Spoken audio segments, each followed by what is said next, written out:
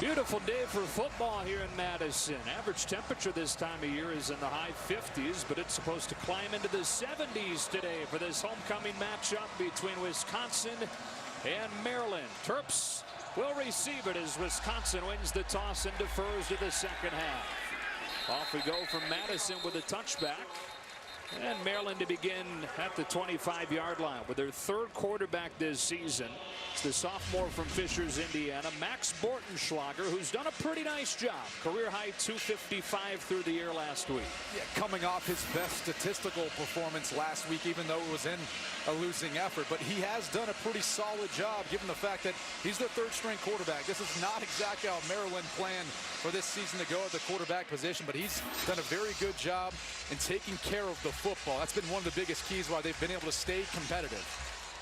And as Bruce told you, led by the top receiver in the Big Ten and more, who's deployed to the top for this 1st and 10 from the 25. And they started off with a Ty Johnson run, and he's got room off the right side for a gain of 13. Ty Johnson, more than 8 yards per carry in his career. And they need to get that running game going for Maryland. It's something that they've done throughout the course of the year, and you see them utilizing a unique formation to start off this game. Facing one of the top defenses in the country in Wisconsin, perennially one of the best in the country. You've got all 4 eligible wide receivers besides the running back on the right side of the field. Here's Moore again. And he's got a solid first down gain to the 45. So he's already matched his season low from last week, which was 20 yards, as Northwestern bottled him up in a game that Northwestern took 37-21.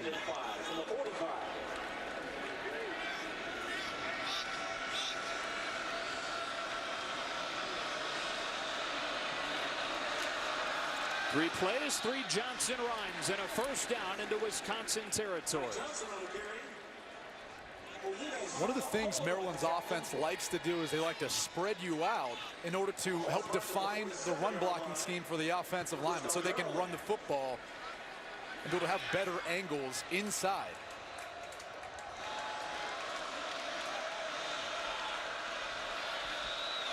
Bortenschlager pumps short and gets sacked. Back at the 44 by Olive Sangapolu. And Sangapolu is going to be right over the center, and he's just going to win his one-on-one matchup. You can see him use that strong rip to the inside and get to Bortenschlager. Maryland was trying to use a double move. You can see Bortenschlager pump, held onto the football just a little bit too long. Now Maryland thinks to have a shot today, they're going to have to hit some balls down the field. The question is, can they protect long enough for Bortenschlager to take those shots? The question is if they can get it to number 1, DJ Moore. He's your playmaker sitting right here in the slot.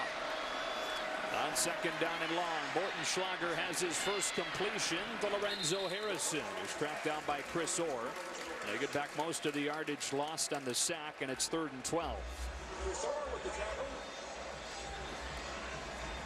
So far haven't worked the ball to DJ Moore, but 3rd down is typically the time you'll see either him or number 12 Tavon Jacobs get targeted, and they're right here in the slot.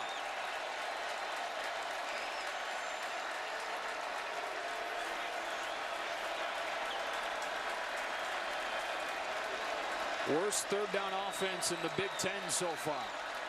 Wisconsin rushes 4 and still get to Bortenschlager to force the interception. This one's headed back for a Wisconsin touchdown with T.J. Edwards going 54 yards.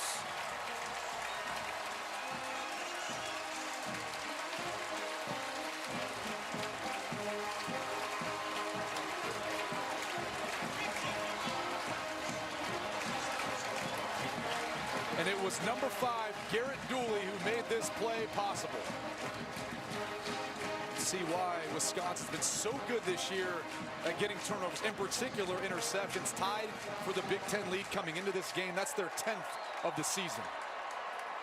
It had been a long time since Bortenschlager had thrown an interception, really since he came off of the bench after the injury to Kasim Hill. But he gets picked off here, and Edwards takes it to the house to open the scoring for Wisconsin. trying to move to 7-0 for the first time in more than a decade.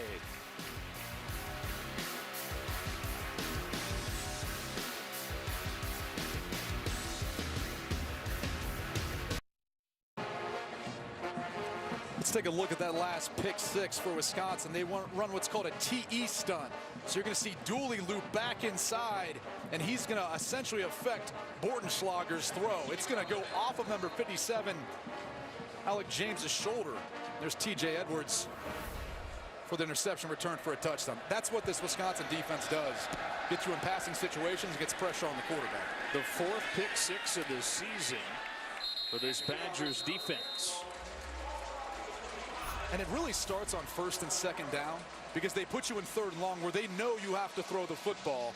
And they've got guys who've got speed off the edge, and they're powerful enough up front to be able to penetrate the pocket. And then they know what to do with the football when it gets into their hands. The most experienced player on this talented defense takes it back for the touchdown. Now Wisconsin with an early 7-0 lead as Maryland's offense comes back out. Defensive coordinator Jim Leonard, former Wisconsin Badger, 10-year vet in the NFL. He's been phenomenal in his first year calling this defense. Lorenzo Harrison begins his drive at running back and is stopped after a gain of 1. And Wisconsin so good defensively, especially good against the run this season, top 5 in the country. That's really been their identity, and what they do is they put an extra defender in the box because Jim Leonard's so confident in his cornerbacks and his nickel backs on the outside, really in man-to-man coverage. On 2nd and 8, Bortenschlager dumps off his screen, and Harrison gets a couple of blocks and a first down up to the 37. Lorenzo Harrison, sophomore from Hillcrest Heights, Maryland, goes for a dozen. Maryland with a first down. Look at this Maryland offense. They actually have a decent amount of success on first down and being able to get some big gains. They just can't sustain it through the course of a drive, and then they can't convert on third down. Harrison again, this time popped in the backfield, loses a few yards.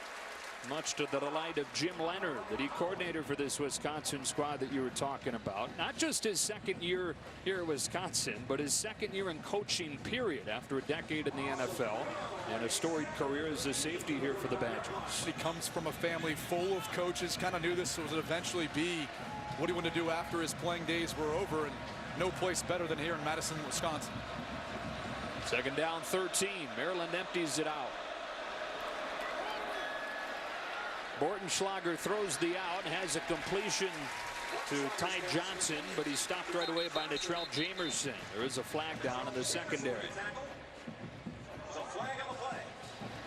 Looks like it's going to be offensive pass interference. I think it might be on number 82, Avery Edwards. He was all the way outside. There is no foul for offensive pass interference. The ball was caught behind the line of scrimmage. 3rd down. That's interesting because it looked like the ball was caught downfield. Tell me, am I wrong? This football is clearly caught past the line of scrimmage, which means you can't make contact with a defender downfield. Ruling on the field was the ball was caught behind the line of scrimmage. That play is under further review. And they can take a look at this and it will not take long to correct it. Our buddies up in the replay booth today for the Big Ten. James Kermling and Brian Smith taking another look since this is reviewable.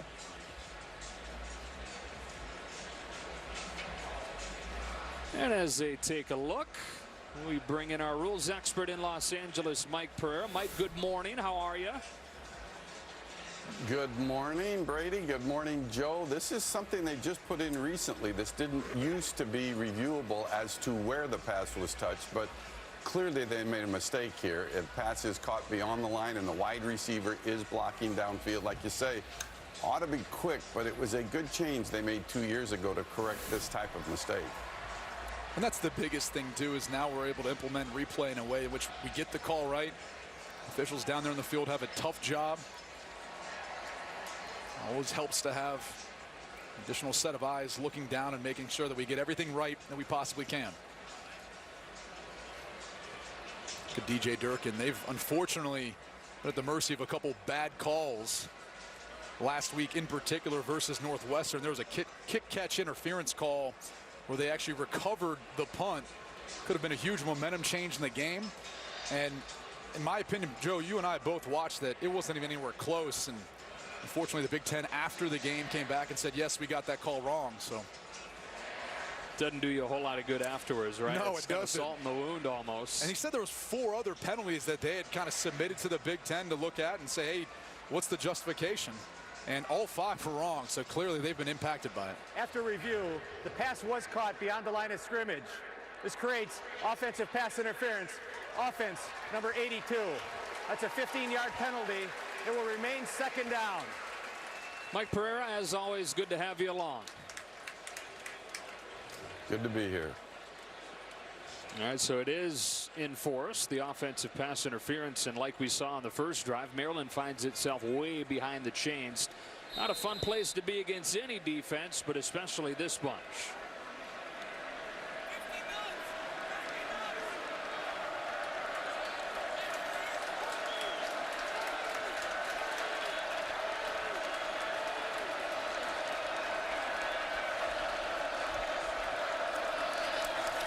Swing it outside to Lorenzo Harrison. Good blocking on the edge, but Wisconsin rallies and limits it to a short gain. So it will be third down. Head coach of the Terps in his second season is DJ Durkin. After a decade and a half as an assistant, mostly under Jim Harbaugh and Urban Meyer. Was on Notre Dame staff for a little while you were there. Couple years there as a graduate assistant. And he was tough on us, especially in those off-season drills that you had to wake up early in the morning for. Third down and a quarter of the field. Now you get a short gain with Johnson. Ryan Connolly the tackle, and the punt team will come out. There's no such thing as a hard workout for you, let's be honest. Those days it was not easy. DJ Durkin's one of those disciplinarians, wants to do everything right. Unfortunately, that's not the way this team has played so far today. Their first series of pick 6 and then an offensive pass interference that really stymied this drive. Wade Lees, who is a 29-year-old sophomore out of Australia, will send his punt away. And might have been partially blocked, or else he just mishit it. Takes a Maryland bounce inside the 35, and that's where the Badgers will begin their first drive of the afternoon on the other side of this break.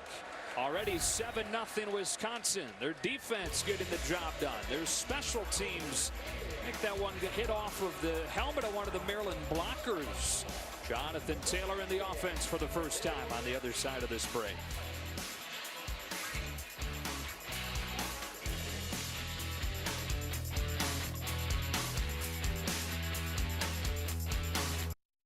Spotted a 7-0 lead, and 6 minutes into this game, Wisconsin's offense takes the field for the first time. Joe Davis, Brady Quinn, Bruce Feldman here in Madison. Alex Hornibrook, the redshirt sophomore out of Westchester, Pennsylvania, ducks under center. And begins his afternoon with a handoff to Jonathan Taylor, which loses 2 yards as Antoine Brooks makes the stop. Tell us about Hornibrook. I really like this young man. You look at his mechanics. He's got an incredibly compact release. He gets the ball out of his hand extremely quick, and that's because of his feet. He's got fast feet, short stride when he throws, all things that are very technically sound. And then it's his touch. He's able to drop the football in some of those intermediate throws or down the field with very nice touch for his wide receivers and tight ends to make plays.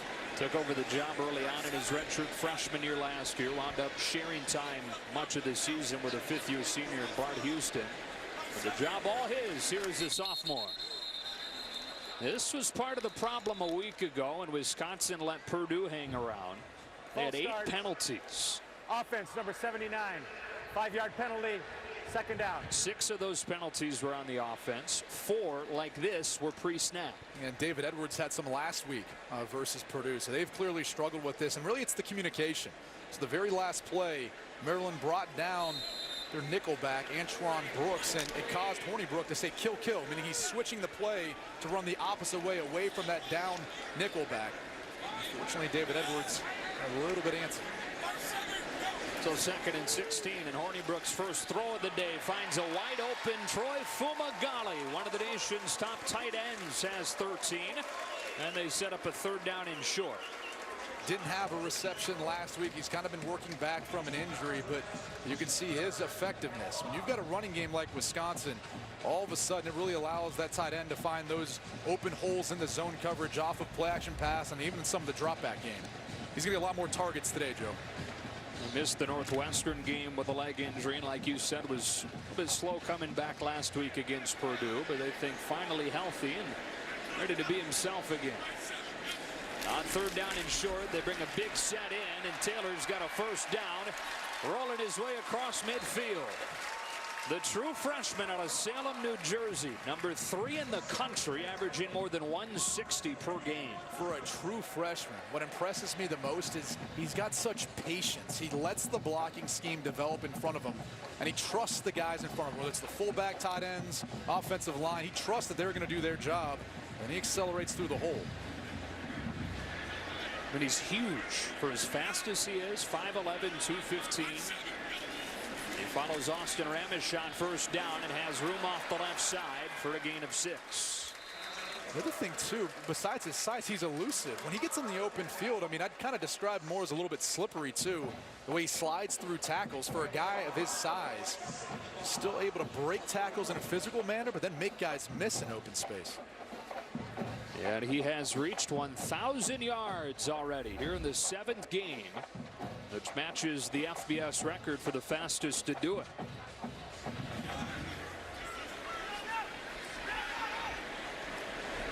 Some of that pre-snap movement you were talking about off of the top of the broadcast. Yeah, Taylor's cut down this time by Antoine Brooks. It'll be 3rd and short. That's the situation Wisconsin finds themselves quite often. That's why they're so good converting on 3rd down, because when you're in 3rd and short scenarios, you've got the entire playbook at your disposal.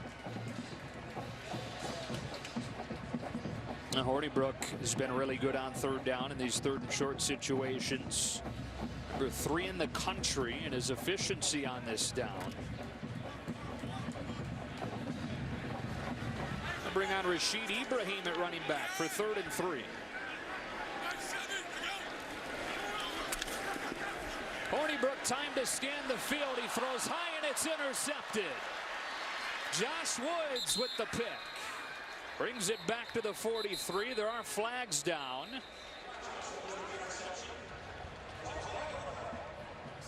Yeah, Mike Cannon to let us know what the reason is.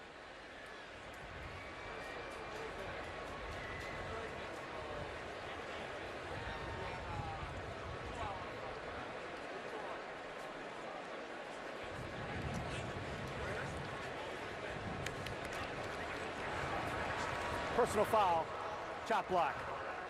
Offense. That penalties decline. Result of the play. First down, Maryland. And so Maryland gets a takeaway on the interception from Woods. And more the same for Wisconsin on this drive. Some penalties and a turnover.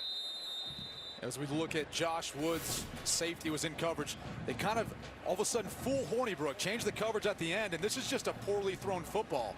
It's going to sail over the head of A.J. Taylor. Not even a catchable ball, really. And Woods reading Hornibrook's eyes the entire time. Big momentum change there for Maryland. Can their offense answer?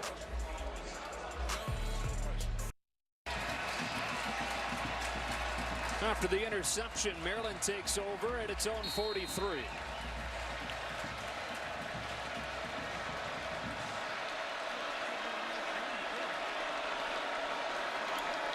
But a good start to this game for Ty Johnson, averaging 8 yards per carry so far, but not much on this first down run. It's followed up by T.J. Edwards, who's accounted for the game's touchdown with a pick 6. Talking to offensive coordinator Walt Bell for Maryland, one of the things he mentioned to us was we've got to get DJ Moore involved early and often.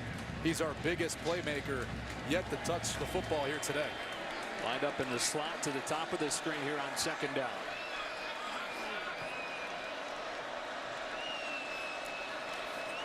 Ortenschlager on the roll. Takes his eyes down and slides down for a short gain, 3rd and long. And that's the difference, really, with Max Bortenschlager in at quarterback compared to Tyrell Pigram or Kasim Hill. Those guys are a little bit more dynamic in their ability to run and keep the football. Not really much there for them. The Wisconsin defense had everything covered, but that's the part of this offense that you see really limited when you go back to the start of the season, how good they were running the football when Pigram was in at quarterback. Yeah, they've averaged almost 300 yards per game running the football in wins, 60 in losses. They throw this screen. Tavon Jacobs with a nice grab and spins his way close to a first down. Spot him a couple of yards short. Alec James makes the tackle, and still no sign of the punt team from DJ Durkin. This is Dakota Dixon, Wisconsin's leading tackler, slow to get up. What do you think? You consider going for it here in Wisconsin territory? I think you have to. I mean, at some point, DJ Durkin, with the way the season's gone, sometimes you're going to instill some confidence in your players and take an opportunity to maybe go for it on fourth down. It's early in the game. Maybe you play the field position battle, but wouldn't be surprised if he didn't go for it. Let's check in with Greg Wolf in L.A. for an AT&T game break. Joe, thanks. We go to Tallahassee. Louisville and Florida State reigning Heisman winner Lamar Jackson leading the nation in total offense, taking matters into his own hands. 22-yard touchdown run made it 7-0 Louisville. Florida State has come back to tie it. Lamar Jackson is 27th total touchdown. That leads the nation. Joe, Brady, back to you. All right, Greg, big play coming up here. Maryland has it at the Wisconsin 48-yard line on 4th down and 1.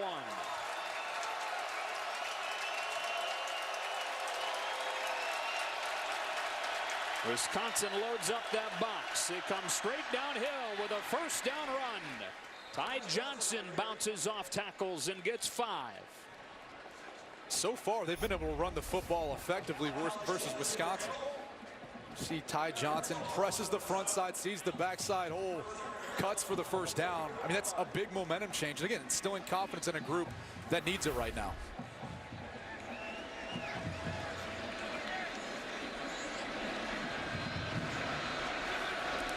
Bortenschlager to throw on first down. Looking downfield. Floating one, but too tall. He had Jacobs with a step on Jamerson, but couldn't connect, and it's 2nd down.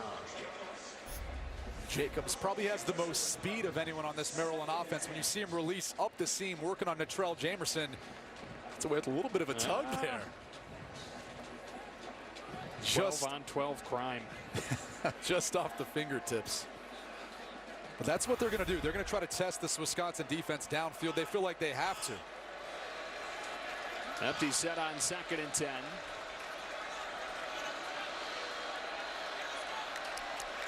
That play clock winding down. Only a 3-man rush, so tight windows to look into, and he's able to complete one underneath for a short gain. That's Jacobs, who's stopped by Dooley, 3rd down. Maryland utilizing more empty sets. I'm going to try to spread out this Wisconsin defense that's so good, using the sum of its parts and using leverage to be able to come in and make gang tackles and make plays. I feel like if they can get you out in space, they've got some playmakers that are tough to cover and tough to tackle in space.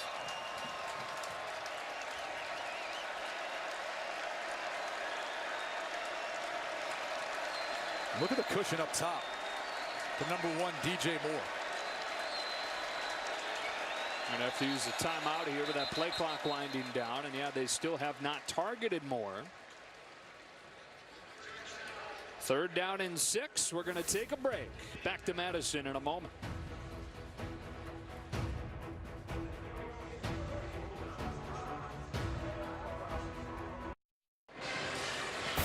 Fox College Football is sponsored by Progressive Insurance, handing off big savings to you. One of the homecoming traditions here, the law student cane toss. They did before the game today. Coming out of this break, a big 3rd down for Maryland.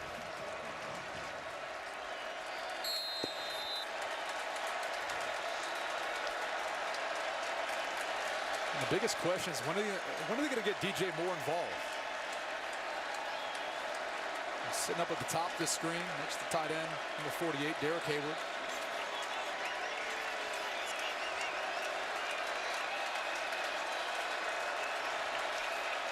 Wisconsin brings only 4. Bortenschlager with time, and they went in his direction, and it'll produce a flag.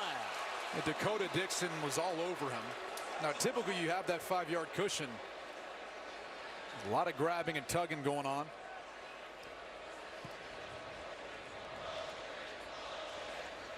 You can tell this Wisconsin defense is very aware of where number 1 is at. See number 14, Dakota Dixon. Pass interference. Defense number 14. Spot foul. Automatic first down. I don't know if it was so much the tugging on him at the beginning of the play. It was more once the ball was released and once they targeted more. He still had his hands all over him and kind of pulling from the backside. And so the second Wisconsin penalty of the day. This one moves the ball down to the 36-yard line. And the 4th down conversion was huge.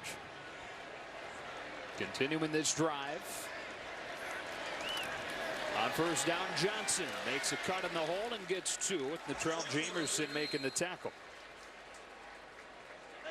Now Johnson off to a pretty good start running the ball, and when Maryland has had success this season, Ty Johnson's been a big part of it. 128 yards per game in the wins, 34 per game in the losses, and that includes just 20 yards last week against Northwestern. He's replaced by Lorenzo Harrison. Pretty nice 1-2 punch they have at running back. Setting up a screen. Harrison in trouble and drilled by Connor Sheehy. 3-year starter on that defensive line brings him down, and it's 3rd and long. This Wisconsin defensive front is so good at identifying screens. They stop the rush, they turn back, find the running back. Got to really bring him down before he can get started. Once again, Maryland finds themselves in a 3rd and long. They basically lived in that scenario all game so far. Last time they targeted DJ Moore, who's down at the bottom of your screen next to Tavon Jacobs. He's been the other target they tried to work towards. Both these guys are the 2 biggest playmakers at the wide receiver position. The only conversion came when they did target Moore and got a pass interference. Pressure coming. It's going nowhere. They went to Moore, but he had red jerseys all over him. Leon Jacobs with a pass rush, and then TJ Edwards shut the play down. It was Edwards, but really it's number 17, Andrew Van Ginkel. You're going to see him redirect right back to where Edwards was running. They're going to meet almost at the catch point of that screen. He saw it the entire way. Just talked about on the last play, the recognition of this Wisconsin defense being able to sniff out screens. This time they go to a wide receiver. They're still there to make the play. And now kind of an in-between spot as far as field position and the offense staying out there. And this would be a tough one to go for. You went for it last time, I think, because it was a little bit more manageable. Maybe you had a better opportunity. Now I think you got to play the field position battle. Just too long to kick a field goal, especially the way the wind's pushing into that end zone. It would make that field goal even longer. Now they do send the punt team out. After running that play clock down. Second one of the day for Lees. His first one deflected off of the helmet of one of the blockers. This one off cleanly. And well done for the 29-year-old sophomore. Rolling it down inside the 3. The Wisconsin will be backed into the shadow of its own goalpost to begin this drive. And this defense all season for the Badgers, we're talking about it, but despite having a 3rd different coordinator in the last 3 seasons, one of the best in the country again. We talked about them offensively. They know their identity. They do on defense as well. They make you a one-dimensional team. They're going to stop the run, force you in must-pass situations, and then they take advantage of being able to get pressures and developing those into turnovers. That's what's made this defense so effective so far this season. That's despite having to replace 5 key players from last year. That included losing one of their leaders in Jack Sitchie, their linebacker, lost with a knee injury during fall camp. But even with all those losses, even with the new coordinator, one of the best again. They start this drive with a run for Taylor. They're hit at the line of scrimmage. The ball came out. Maryland says that it hasn't. Taylor coughed up a fumble last week. He lost another, and Maryland's got it on the doorstep. Darnell Savage recovered it for the Terps on the 2nd turnover in as many possessions. Well, that's been one issue for the true freshman. It's been just that, ball security. You can see number 96, looks like Brett Kolka gets the heavy hand in on the football to knock it out. And it's a scrum for the football. So number 96, his right hand, just enough, and kind of came out of nowhere, but That's been one of the stories so far of this game. The defensive line for Maryland's been pretty good so far versus this Wisconsin offensive line that's got an extreme size advantage. So now Maryland trying to take advantage on 1st and goal from the 5. Bortenschlager throws, corner of the end zone. It is incomplete. Looking for more with the coverage from Nick Nelson. He's able to get his hands on the football, but just not enough room to get a foot inbounds. That's a matchup you're going to see throughout the course of the game. Number 11, Nick Nelson, Wisconsin's best cornerback. They feel confident with him matching up versus the best wide receiver in the Big Ten right now in DJ Moore. Physical guy, Nick Nelson, 5'11", 210 pounds, Hawaii transfer. And he's following DJ Moore around the field right now. Now lined up against him in the slot.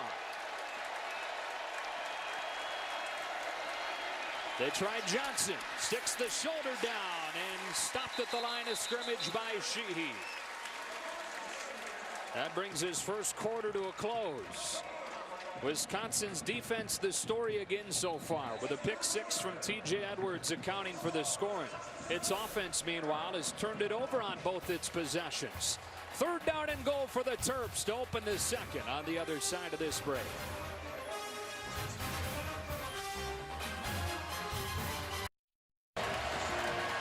Well, the Taylor fumble put Wisconsin's defense in a tough spot, but a spot that they love being this season. Best in the country and holding the opposition out of the end zone in the red zone. 3rd down and goal for Maryland. Bortenschlager throwing. End zone for Moore. Incomplete and no flag. And there was some tugging going on. I'm surprised there wasn't one. We'll take a look at the replay. Matched up against number 11, Nick Nelson. Watch as he releases right there. See how he holds his right arm? I don't necessarily know if this ball was catchable, but look at the right arm being held, even the jersey. But unfortunately, there really wasn't the ability to make a play on the football. Now Maryland's forced to kick a field goal. And talk about the Wisconsin red zone defense. The Maryland red zone offense has been really bad this year. Last in the Big Ten in scoring percentage. Henry Darmstadter on to attempt the field goal. There was a Division III All-American at Georgetown. He graduated from there, transferred into Maryland. Wanted to play on the big stage. Knocks the field goal through. Maryland settles for 3. And a 7-3 game early on here in the second quarter. Coming up when we finish on Fox, college football continues. Baker Mayfield and the 9th-ranked Sooners head to Kansas State. They've not lost there since 1996. And then tonight at 8. 4th-ranked unbeaten TCU hosting Kansas. That's coming up later today on Fox, where every game is everything. How about TCU on a roll right now? Undefeated. Looks like they're destined to be in Dallas for that Big 12 championship game. Still a long road ahead, though.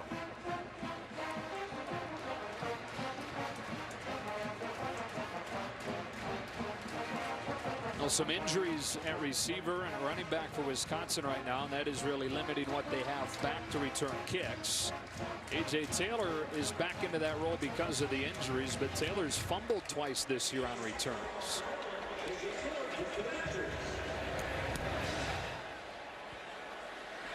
A short kick. Taylor takes it at the 8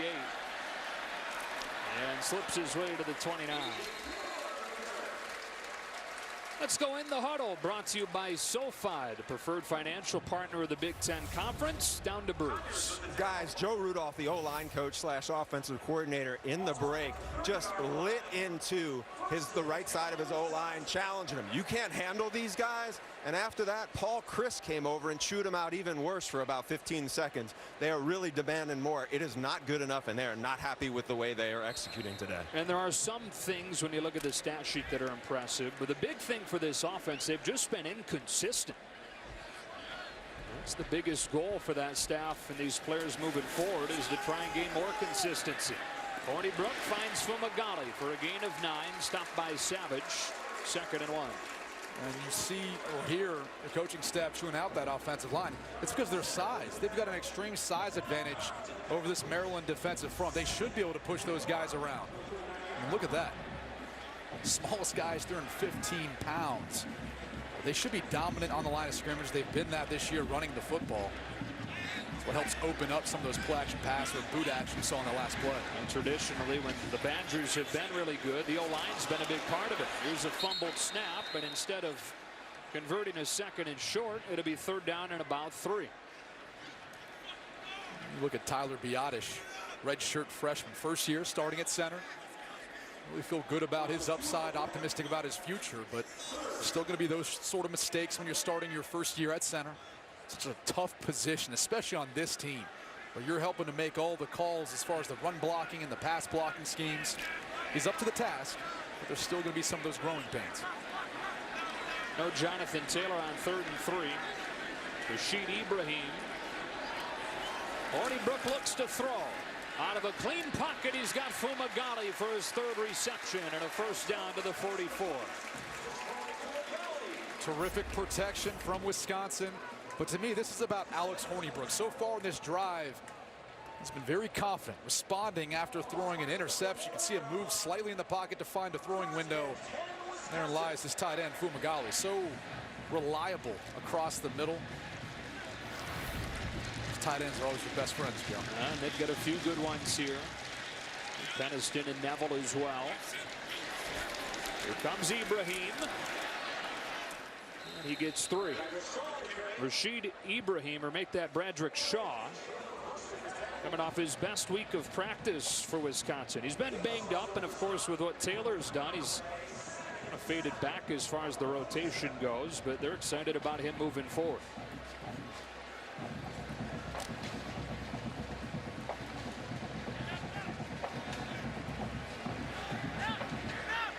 Shaw goes out. Garrett Groshek comes in.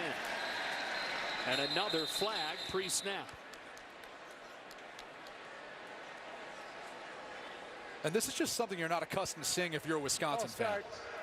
Offense number 63. 5-yard penalty, 2nd down. Yeah, traditionally. Last year they averaged 3 penalties a game. This year they're up to 6. So far today they've already had 3. Go back to last week. 8 penalties on the game, 3 turnovers. Already had 2 turnovers today.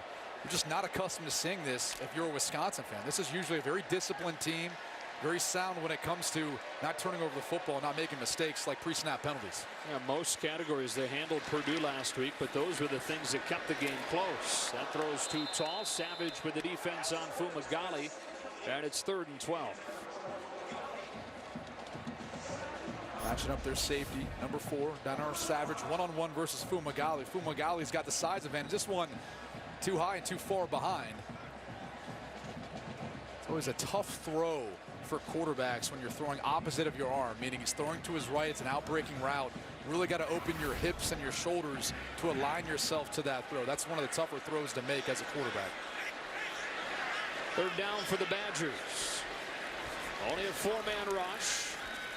Hornibrook with time, and he's got a first down. First reception for Quintez Cephas, who's emerged as the top target in that wide receiver group. Maryland not able to get any pressure on Hornibrook whatsoever, and that's been a problem for Maryland. They've really struggled to get pressure on opposing quarterbacks. But look at his eyes. Look at him go through his progression, stays in rhythm. That's the biggest key, and it allows Cephas to get open on the deep dig route downfield. We're going to come back to the football, too. Watch his eyes, working left, all the way back to his right. Finds Cephas across the middle for the conversion.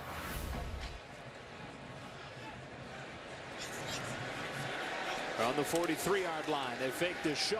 Hornibrook again on day to throw, and Fumagalli again with his 4th catch already. Working on Josh Woods for a gain of 13. One of the biggest key about that play was the ball didn't necessarily lead him, but at the very end, he's able to rip the football away from Josh Woods. Well, he gets to the outside. See, it's just a little bit behind. Look at him rip it and secure the football to make the catch. Fumagalli, former walk-on, has emerged as an All-American candidate for Wisconsin. Here comes Shaw.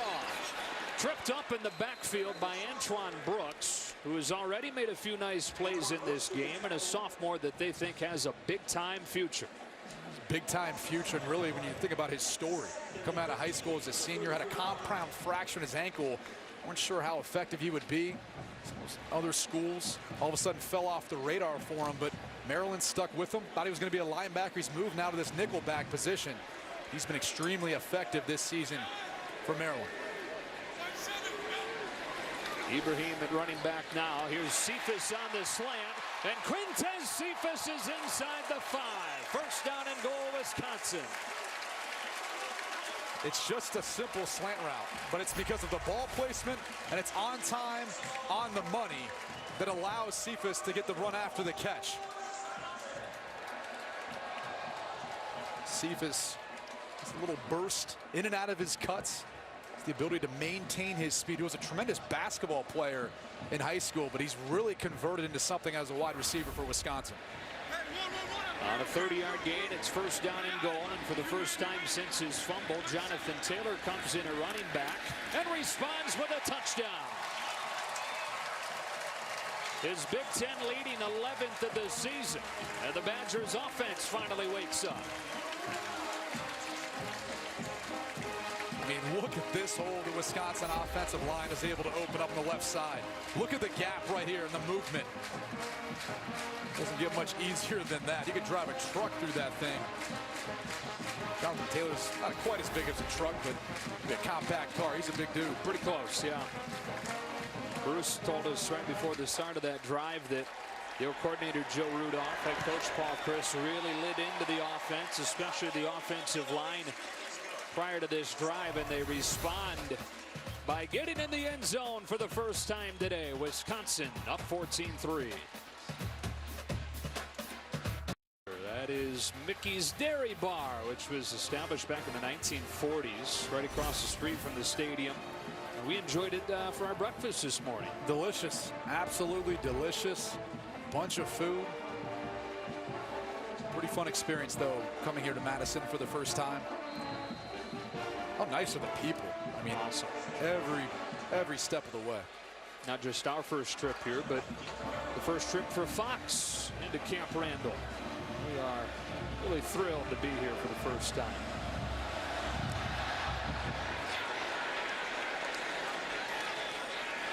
Jake Funk bringing it out for the Terps, and he's cut down shy of the 20. That's where Maryland will begin its next drive on the other side of this break on a perfect afternoon in Wisconsin. Back in Madison, where the Badgers have a 14-3 lead, trying to move to 7-0 for the first time since 2004. And Maryland, meanwhile, is trying to get its first top 5 road win since 1950, when it went into East Lansing and beat those 1950 Spartans. 11 points came in a drive where they started at the Wisconsin 5 following a fumble. They get it in the hands of DJ Moore, who's able to shed a tackle, then run down from behind by Leon Jacobs. Time for a game break. We send it back to Los Angeles with Greg Wolf.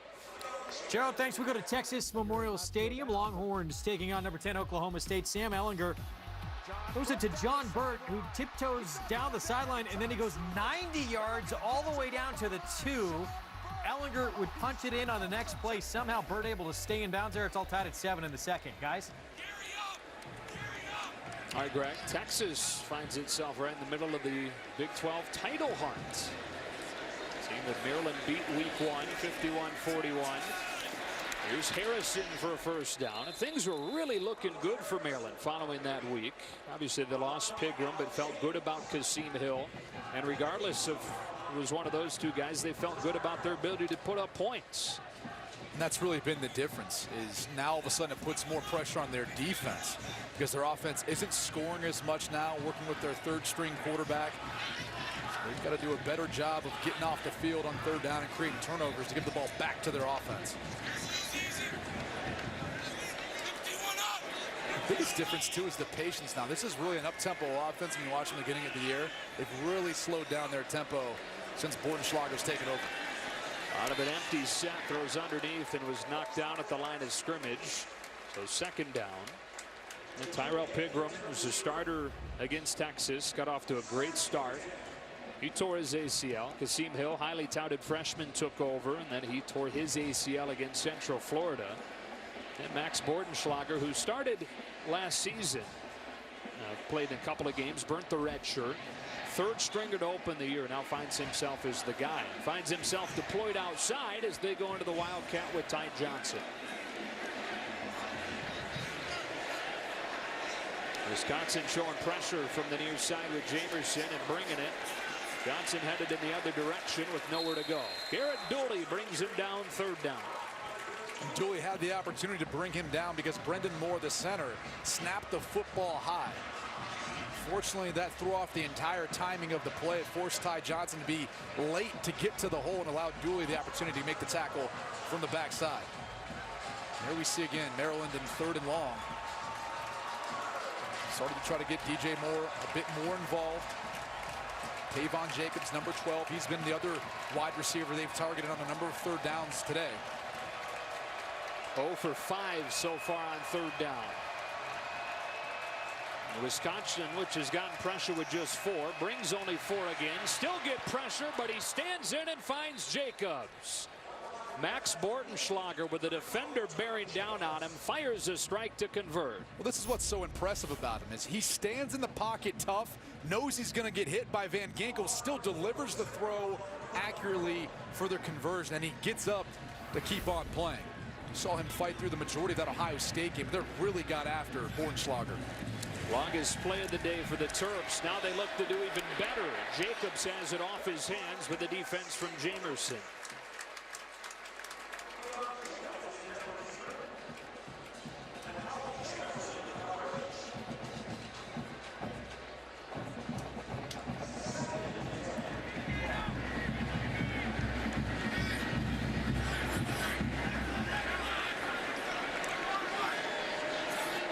Everybody packed up into the short side of the field.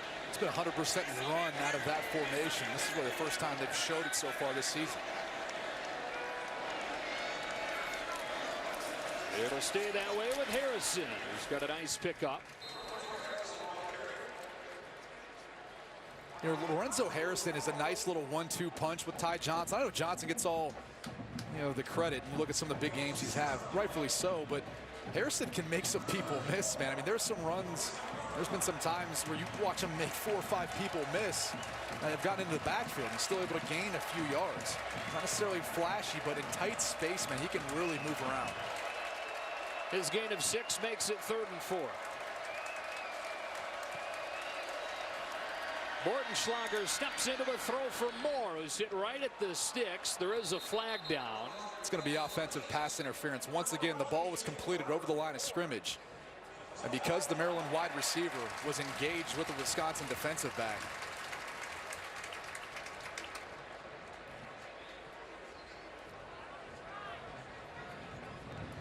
Pass interference, offense number 12. 15-yard penalty, 3rd down. It's right here in the slot. Watch as Jacobs engages with Tyndall on the inside, and he's really just got to run his route. If he just continues to release, it's going to clear space because Wisconsin's in man-to-man coverage anyway. He has to trust that DJ Moore is going to be able to get open with his explosiveness off the line. It negates what was a nice catch, a nice gain, and now you put yourself in 3rd and forever. Second one of the day on DJ Durkin's team. They wind down here in the first half. 14-3 Wisconsin. 3rd down and 19 for the Terps. And they'll get what they can. Ty Johnson on a gain of 5. I don't care how good your offense is. I mean, Maryland struggled a little bit now with all the injuries they've sustained. You're not converting on 3rd and 19, especially not versus this Wisconsin defense. I mean, that's the area where they really excel. They're so sound and fundamental. You don't see them miss many tackles in space.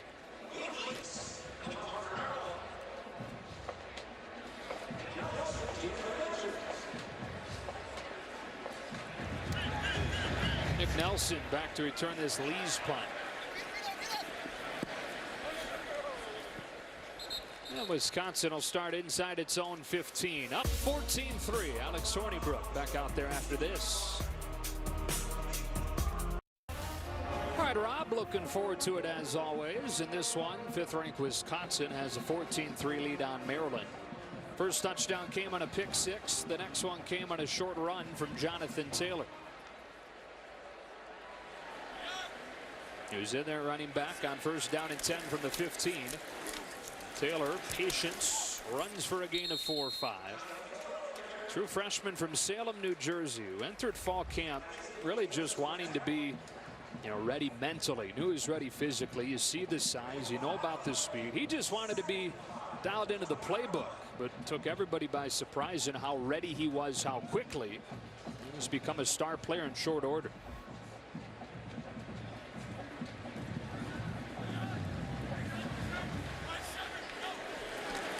Back-to-back Taylor runs. This one hits for a 1st down, and he nearly broke it. Let's go down to Bruce Feldman. Guys, this guy was not a very hype recruit. He was just a 3-star guy from a small town in South Jersey. Wisconsin actually held off offering him until his senior year because there was a little skepticism about his top-end speed. But that all changed with his work on the high school track team, put up some really fast times. He had been committed to Rutgers for a while. This is a kid with a 3.7 GPA in honors classes high school. He told me he might have gone to Harvard if Wisconsin didn't offer him. Look at that speed on the track. That almost looked like Bruce Feldman last week with that lightning delay. Here's Fumagalli. 1st down into Maryland territory. Antoine Brooks stops him, but not before he runs for 21. There's been a concentrated effort to get Fumagalli going without a reception last week. Now his 5th in today's game so far. It's a big piece of this passing offense. Talk about the effectiveness of the way they run the football. You match that with the play action pass. Everything works in unison. Becomes very, very hard to predict what this Wisconsin offense is going to do. A little bit different than last week, where they scored touchdowns on each of their first 2 possessions and then nothing after that. Turnovers on the first 2 possessions today, but seemingly getting it going after. Taylor tackled by Jalen Brooks. There was a scrimmage partway through fall camp, and at this point, Taylor was still running with the 2s. And on the first play of the scrimmage, with the backup offense against the starting defense, he breaks several tackles and takes it 75 yards for a touchdown. So he moves into the starting group next quarter. First time he touches it, a screen pass, one-handed catch, 60-yard touchdown. And Paul Chris said, okay, I've seen enough. Get him out of there. He gets a rest here. Rashid Ibrahim in. Hornibrook looking short side and completes this one to Kendrick Pryor. I think the point is of that story and everything that Taylor's been able to do this year is the moment was never too big for him. Sometimes as a true freshman, you come in, you're kind of in awe of the size and the speed of the college game coming from high school. That was never the case for Jonathan Taylor. He essentially just basically fit in with that group and was able to elevate his thinking and the pace at which he played right when he got to Madison. Closing in on 3 minutes here in the first half. 3rd and 3. Go for this matchup right here. Cephas crossing the field. He was open, but so is a man downfield. Fumagalli once again. 6 first-half receptions for the senior from Aurora, Illinois. Well, those are Hornibrook's 2 favorite targets. It's going to be Troy Fumagalli. Oh, there we go. And he's going to come across the field and basically beat Savage because he's playing outside of him. You can see Hornibrook puts the football just a little bit behind, but enough where Fumagalli can body catch that ball and not allow Savage to make a play on it. Taylor back in on 1st down. He's got it. He's got a seam with a flag down. Jonathan Taylor to the end zone. Touchdown, Wisconsin, but a flag back around the line of scrimmage.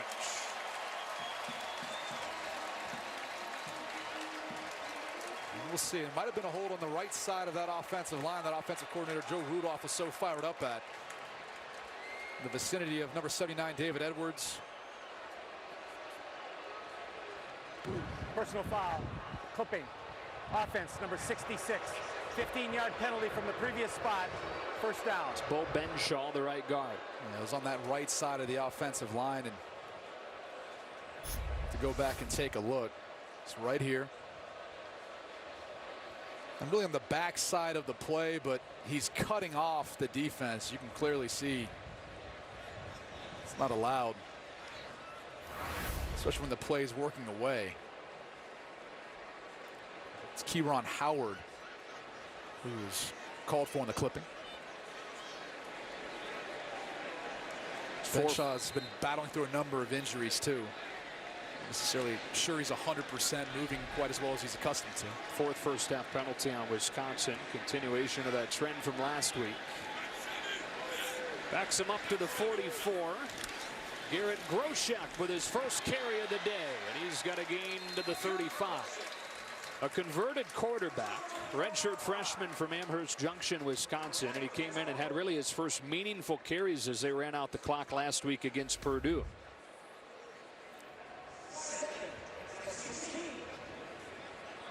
The type of player that this Wisconsin coaching staff fights for.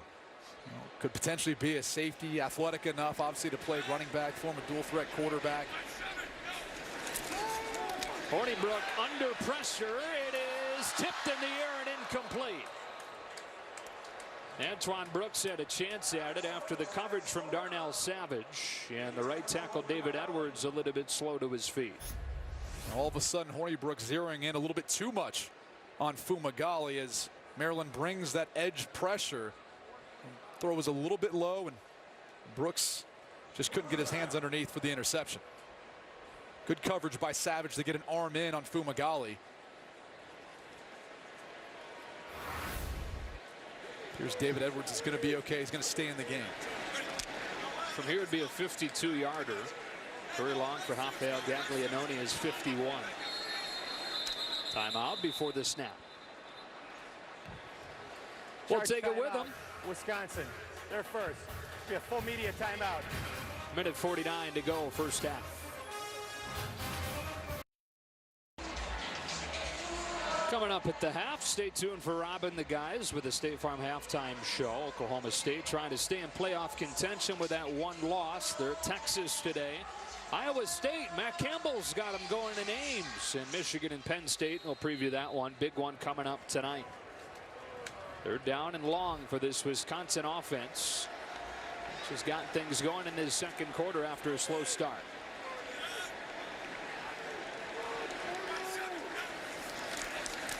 Trying to get it in field goal range, and Taylor will do that, and then almost more, getting 14 or 15 yards and making it 4th and short. Well, and I would imagine Wisconsin will try to run some time off the clock and utilize potentially their second to last timeout. No reason to, if you are going to go for this one rush, give Maryland any time with the football.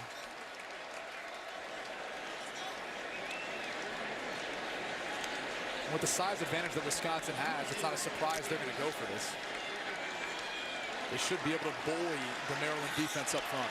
Northwestern did last week, 3 for 4 on 4th down against them. And it is Taylor. He'll get a first down.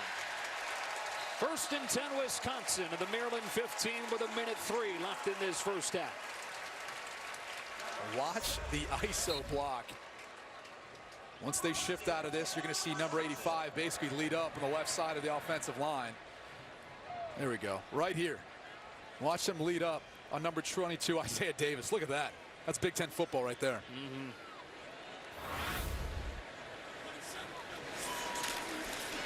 Taylor again hits the hole hard and sticks the shoulder down inside the 10.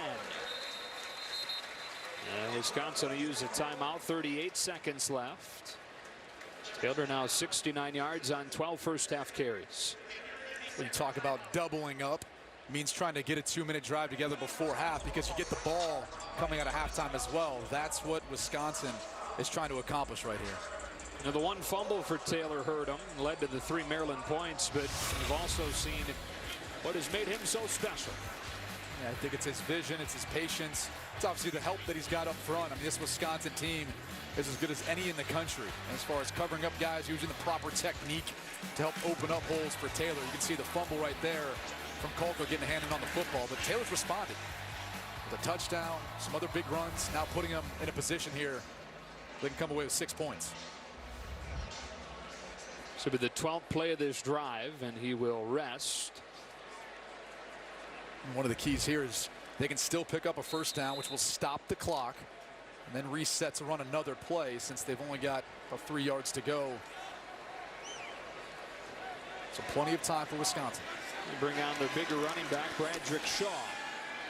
He takes the fake, and with some misdirection, they get a touchdown to Xander Neville.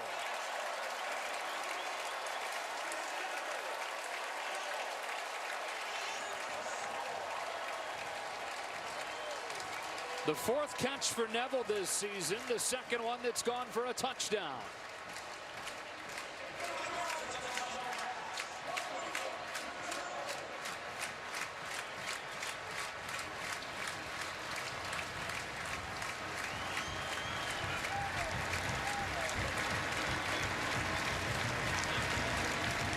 Gaglianone adds the extra point. Wisconsin's opened up a 21-3 lead. The toughest part about going up against this Wisconsin offense is they make you think before the play even starts. So utilize their shifts, and all of a sudden they change to a different final formation. That's where all of a sudden freeze right there. Number 85, Xander Neville, gets kind of lost up in the shuffle of the play action pass. You can see him blocking on the backside and releases down, and there's no one there to cover him. Just a tremendous play design, and the way they ran the football to this point in that drive really helped open up Neville for the touchdown. His 4th catch, 2nd touchdown of the season. You know, his eyes had to get big when he was bouncing around in there and saw as soon as it cleared there was nobody home. Those are the hardest throws for the quarterbacks. You're about the tight end. The quarterback all of a sudden has all that space, and you almost just worry about babying the throw or not getting it to him. That's where some of those missed throws come from, but it's too wide open that time. Zach Hintz, sophomore from Fond du Lac, Wisconsin, will send it away to Johnson and Funk.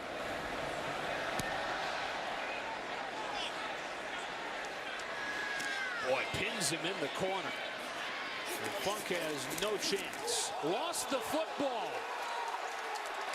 And it looks like Wisconsin is on it. They've got it. Inside the 25 still with 25 seconds to widen the lead. Well, it definitely looked like a fumble. The key is going to be when Wisconsin went to cover it, was their entire body inbounds. Right there, the ball's out. It's Van Ginkel who knocked it out. And it's tough to tell in that scrum. Clearly, Wisconsin recovered it, but again, you can't have a body part touching out of bounds when they possess the football.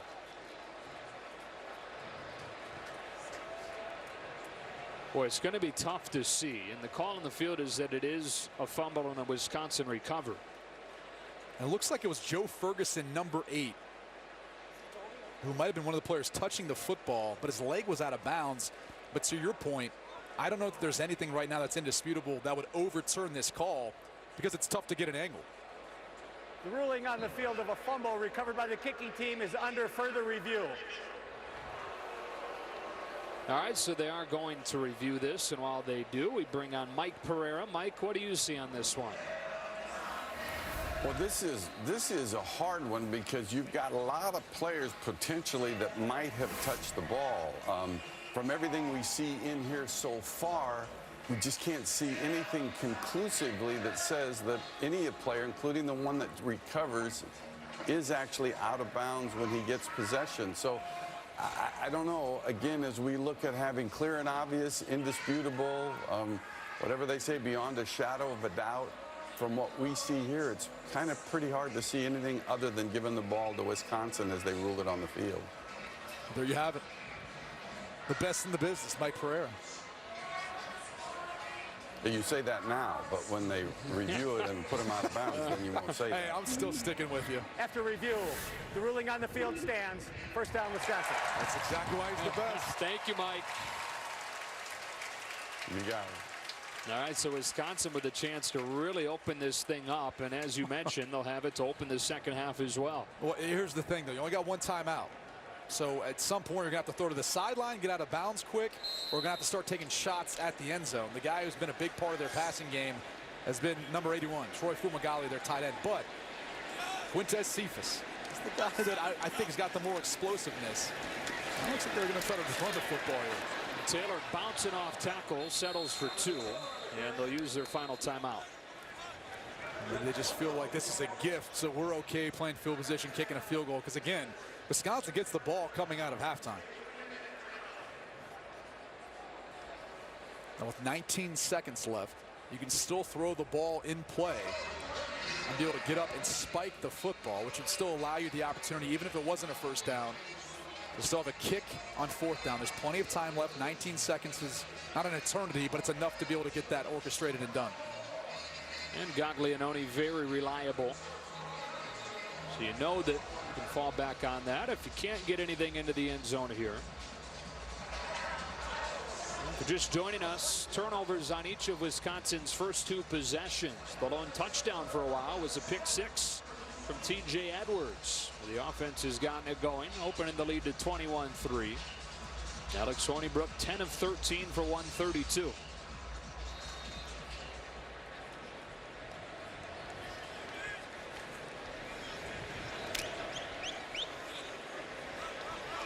Taylor out, Ibrahim in. 2nd and 7, Maryland bringing pressure. Hornibrook down the sideline. It is broken up by J.C. Jackson. Intended receiver Quintez Cephas, and Jackson did a nice job to stick with him. Well, Jackson's been matching up versus Cephas this entire game. Poorly thrown football. If he throws this upfield a bit more, it gives Cephas the opportunity to not have to come back to the football. But credit J.C. Jackson. They teach you to do a cornerback is widen that wide receiver to the sideline. Make it a very tough throw on the quarterback where there's not much room for error. Again, this one has to be a shot to the end zone or out of bounds.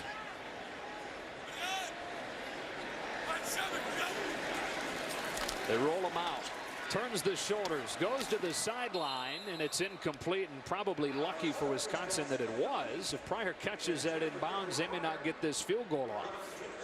I'm not really sure what the thought process was there. I mean, Alex Hornibrook has played enough games where he should have known that that ball's got to go to a deeper throw downfield or has to be on the sideline so your wide receiver can make a catch, get out of bounds, and stop the clock. Here's Gaglianone. 13 of his last 15, extending back to a couple of years ago. Seen almost all of last year with a back injury. A 39-yarder. He hooks it. The normally very reliable Gaglianone nowhere close with this one. DJ Durkin's team, despite the turnover on the kick return, will keep it right here. Well, the wind is blowing in from that end zone. And what that forces is it basically exacerbates any kind of miss hit right there. So you said he hooked it. Well, once it gets up into that wind, it's only going to carry it even further to the left. Kind of like my drives, my golf shots. When you hook it or slice, the wind's only going to make it worse. Look at DJ Durkin. He's fired up. Big stop for the Maryland defense.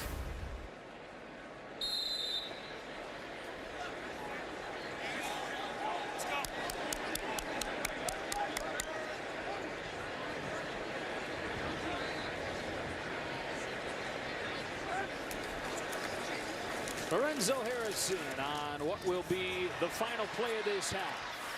With a nice run to the 39. That's a 19-yard gain.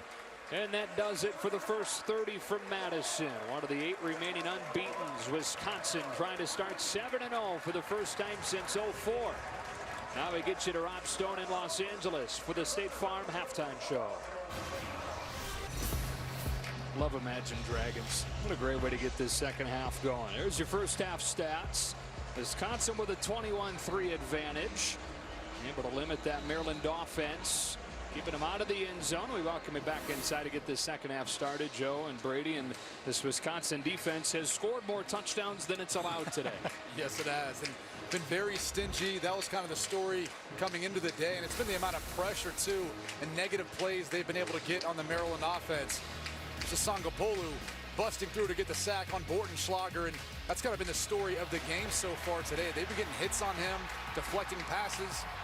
Edwards taking it in for the pick 6, then really sniffing out some of the screens. I mean, there just hasn't been any opportunity for big plays for this Maryland offense. DJ Moore, outstanding wide receiver for Maryland, coming into the day leading the Big Ten in receiving, only 2 catches for 6 yards. And this is a Wisconsin defense that leads the Big Ten in limiting big plays of 20 yards or more.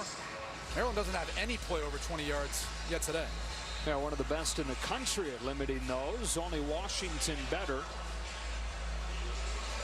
You know, Wisconsin will have the ball to start the second half.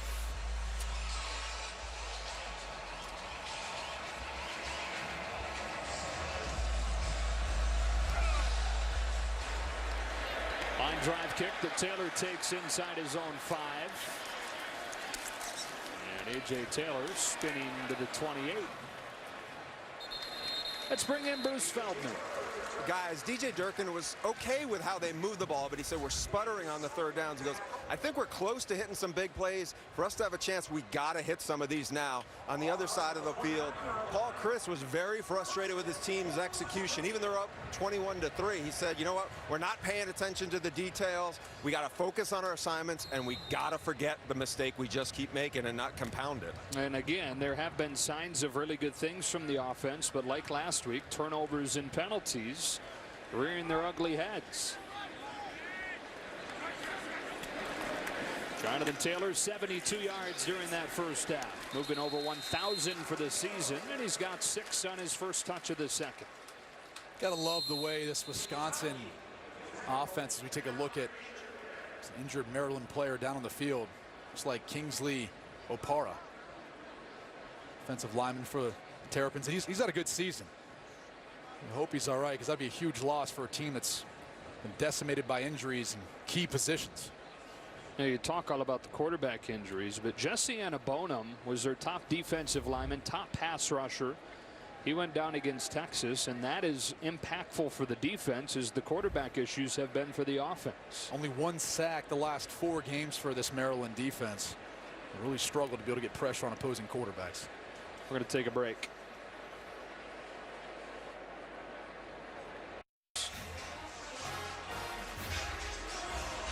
Kingsley Opara walked off very gingerly, but under his own power, and is now in the, what do we call these, injury tent? Injury tent. I'd say that's the fair way of calling it. Get some privacy in there, can get able to check some players out, make sure everything's all right.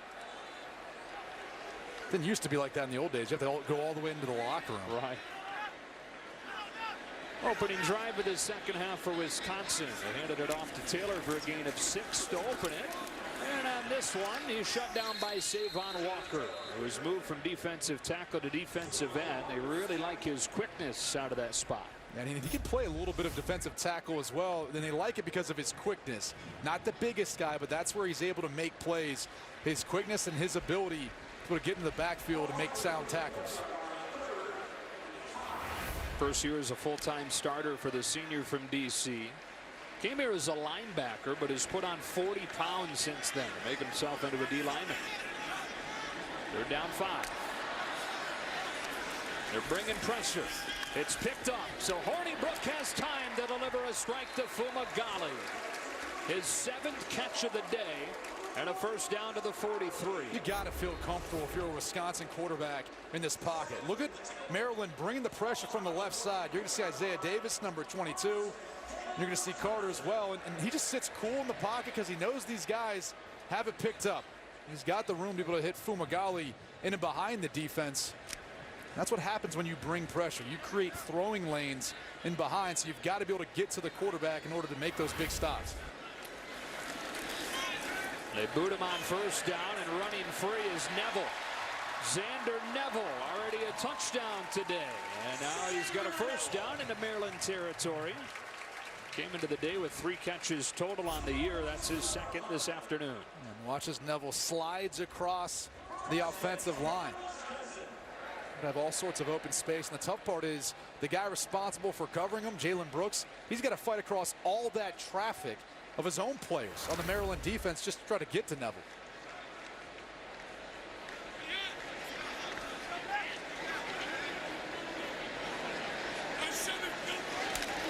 Taylor followed up this time. Brooks was in there leading the way. 2nd down and 9 coming up for this Badger squad that has been as good as any in the country after the break this year. Clearly making the adjustments that they need to at halftime, coming out, being effective in the second half and finishing strong. Part of that's got to be, too, the fact that all those runs in the first half, they just wear on the defense. In the second half, that's where you start to see some of those bigger runs pay off the dividends. A 2nd down throw. Hornibrook pressured from behind and delivers incomplete. Wanted Taylor.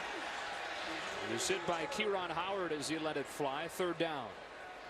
It's rare You haven't seen much pressure on Hornibrook all day today. He was looking for Quintez Cephas, who had a step on J.C. Jackson, but elected to try to come back to his second read. And Howard didn't get a great jump off the ball. It's the counter move to get back inside of David Edwards, who was banged up early in the game. Didn't look 100% right there as he tried to adjust back inside. Opening drive of the second half for the Badgers.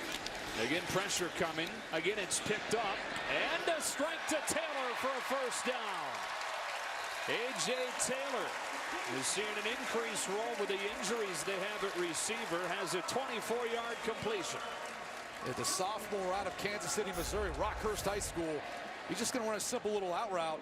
And once he gets leverage on the Maryland defender, it's a well-thrown football by Hornibrook, and really he does his part. He comes friendly back to the football. It's exactly how you're coached, and it doesn't allow the defender to be able to get a hand in on it. That was Antron Brooks. Seems like every time Hornibrook's challenged on a third down, he just comes up with a good throw, always on time and in rhythm. It's so big in this Wisconsin passing game offense.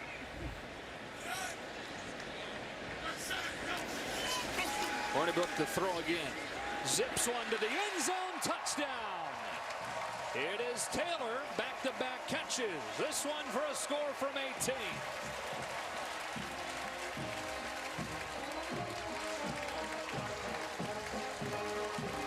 And it's the condensed splits that allows Taylor to be able to get the leverage. He works to the outside shoulder and he sticks it at the top. This ball is out before Taylor ever even cuts. Just superb timing and rhythm between Hornibrook and Taylor for the touchdown. Second of the sophomore's career, and Wisconsin has opened it up 28-3 over Maryland.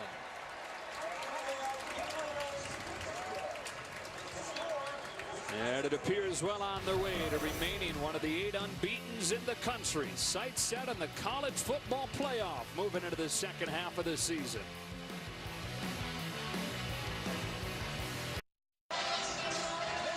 All 3 touchdown drives for the Badgers today have covered more than 70 yards. This one 8 plays, 71 yards. And Alex Hornibrook finding A.J. Taylor on back-to-back plays. The second one an 18-yard touchdown. Joe Davis, Brady Quinn, Bruce Feldman on a perfect afternoon here in Madison. It's unseasonably warm here, climbing into the 70s today. I'm not complaining about it. This is perfect. You got the nice weather, but you still have the scene here in Madison where you got the leaves changing. Feels like fall. It feels like football weather. Ty Johnson will return this kick from Zach Hintz.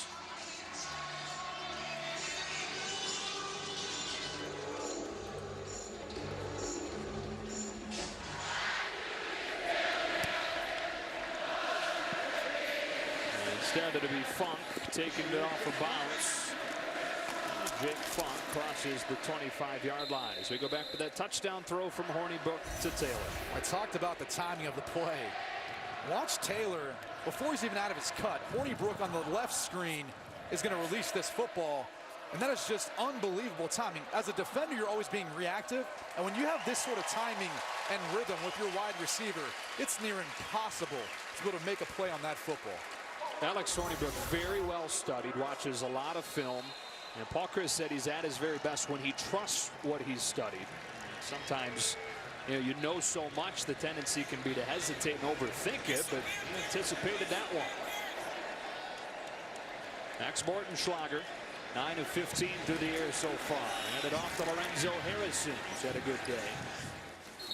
And a 6-yard gain. And that formation's been productive for Maryland, really putting all their eligible receivers to the right. 100% run from it so far today, but Wisconsin defense has played really well. That's the only formation that I think they've had a hard time adjusting to. Bit more tempo from the Terps here. Never mind. Hurry up and then check with the sideline. They've got the call. It's Harrison again. First down. Lorenzo Harrison, you were talking, Brady, earlier about him being a nice compliment to Ty Johnson. They had thought that he was starting to press a little bit with Johnson seemingly taking more of a role. But he's looked good today. He's looked very good. I mean, really, the times that they utilize him, I think they do a good job of fitting him in the system as far as what they want to do.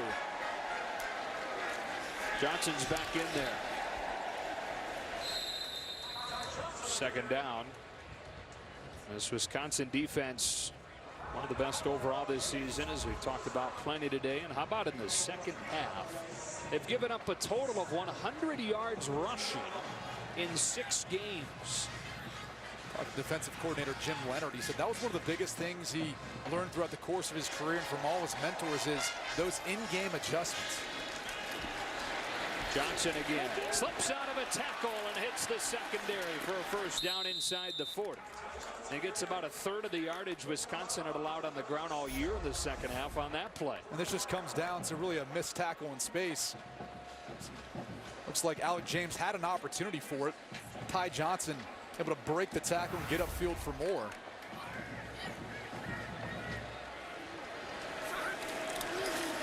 Still not handed it off to the motion man on that play. Here's Harrison. Getting close to a first down. And that's the biggest key, I think, for Maryland is getting Harrison and Johnson to the second level. I mean, if these guys can get started, they're going to make one guy miss. They're incredibly tough to tackle because they're at such a low center of gravity, so their change of direction is phenomenal.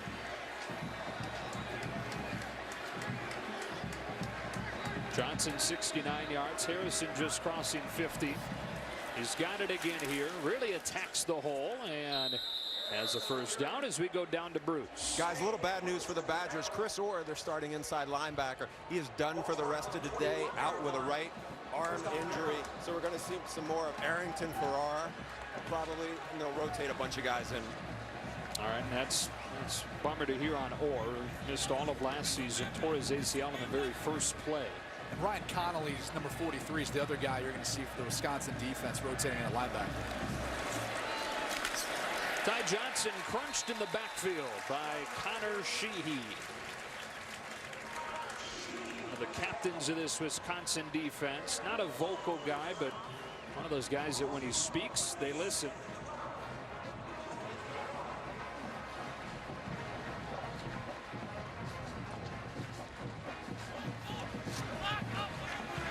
At some point, you got to take a shot.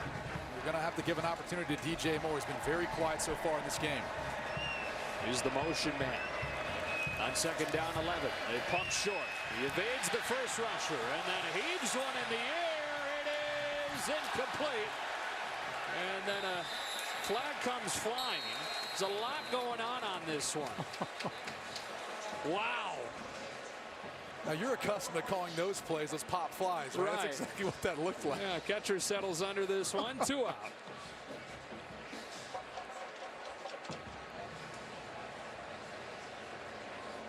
Usually the ball, when it's in there that long, ends up being a turnover. Someone comes down with the football. After the play's over, unsportsmanlike conduct. Defense number 11. Half the distance to the goal. Automatic first down. So all that happens mid-play, and it's actually after the play where the flag comes in on Nick Nelson. Wisconsin eventually got pressure to Bordenschlager as he stepped up into the pocket. Once again, you saw Dewey take a swipe at it, and then it looks like Jamerson ended up knocking the football. Look at the hang time on this football. Should we clock it? 1, it leaves 2, the screen. 3. A great amount of time for the coverage team to get down there. and clearly Nelson, after DJ Moore made an attempt at it, just takes an unnecessary shot at Moore. And those two have been going at it throughout the course of the game. Nelson getting the better of that matchup so far. Loading DJ Moore to just 2 catches for 6 yards. So it's first down and 10. They can get a first down here without scoring with a stick at the 1.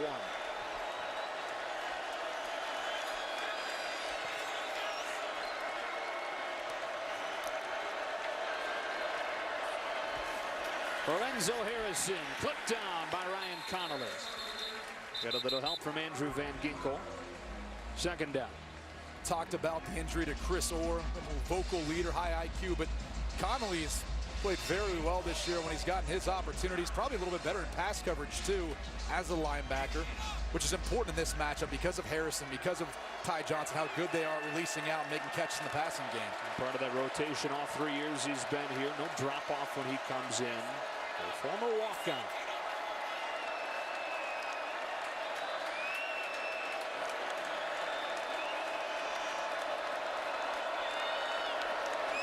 Play action on second down. Bortenschlager pumps, backpedals, throws, incomplete. Off of the crossbar, over the head of Moore. You think the Wisconsin defense had that one sniffed out? Yeah, nowhere to go. That's a terrible feeling as a quarterback when you have some kind of boot action play where you really don't have much help, and there's 3 defenders outside waiting on you. It potentially just busts the entire play. Now putting up a tough 3rd and 9. Once again, this Wisconsin defense trying to shut things down with the ball in the red zone. And look at all the attention that DJ Moore is getting. He's got Dooley sitting out over top of him. That's Latrell Jamerson as well, back behind him. Bortenschlager, end zone, touchdown. He finds Tavon Jacobs.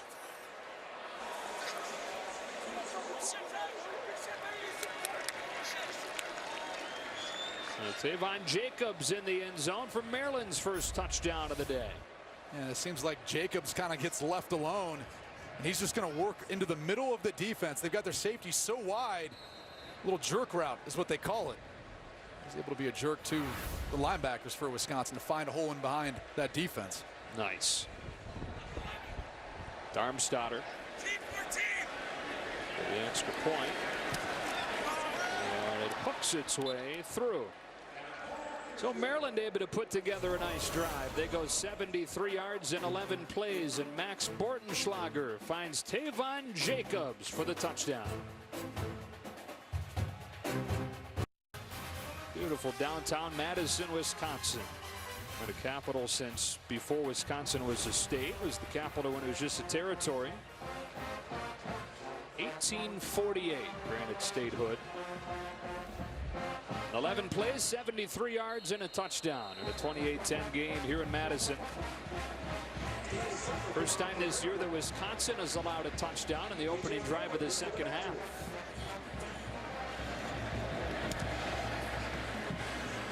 It's a high kick. A.J. Taylor already a receiving touchdown today. Tripped up as he crosses the 25, and that brings us to our Ford unstoppable player. Troy Fumagali's been banged up lately. They thought he was healthy coming in, and the numbers would say that he certainly is. Yeah, they made a concentrated effort at getting him the football. He's kind of got his groove back now. Been a number of different ways in the drop back game. They've done it with some of the boot action plays as well. He was their second leading receiver coming into the game. Today so far, leading everyone.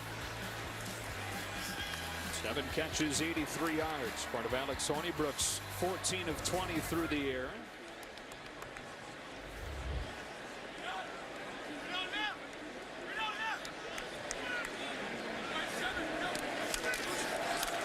Jonathan Taylor crosses 80 yards for the afternoon and stays on his feet for a first down.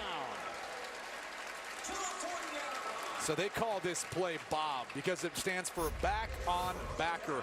Watch your fullback Ingold leading up onto the weak side backer. Wow. Sniffing out, just bowling over Antron Brooks. I'm sure he's thinking this isn't going to be any fun. I'm essentially the size of a defensive back playing down in the box, having to deal with a fullback in my face on first down. Ingold's helmet came off, so has to come out for a play. Right back to Taylor.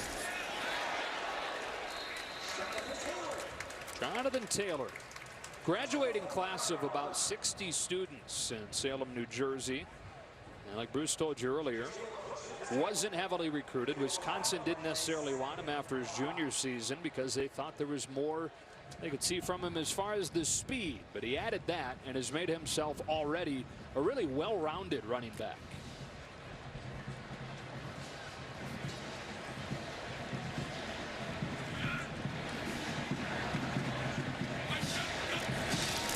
They continue to put it in his hands. Bounces off the first tackler. Stiff arms the next. And rips his way to the 46. It's just the combination of so many things. It's the patience where he allows the blocking to really set itself up. And you mentioned it. That's stiff arm. It is lethal. And he's strong, just shoving defenders up. That's a defensive lineman. Savon Walker, and then he's slippery. He's breaking a tackle. Will pick up more yards downfield. You got to be impressed by the fact he always falls forward. I mean, when do you ever see him get blown back or lose a yard? A little bit like an all Wisconsin running back and another New Jersey native in Ron Dane.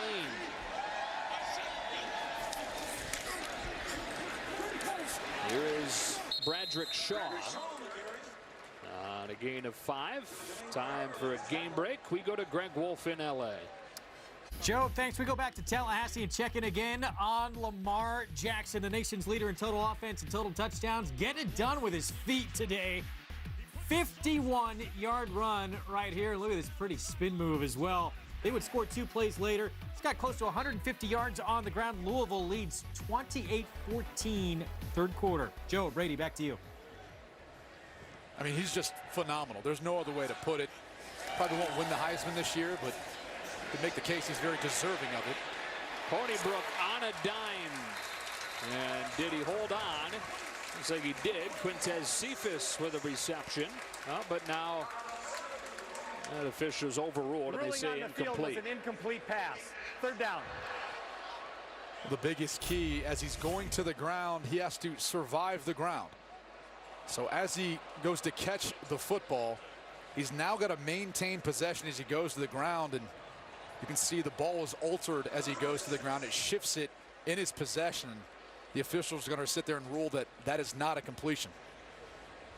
Good job by the officials seeing it in real time. That's not easy to see it that fast a play. Got to have some kind of time element, some kind of football move before going to the ground if that's going to stand, and he didn't. Ibrahim, the intended receiver, was covered by Isaiah Davis. It's 4th down.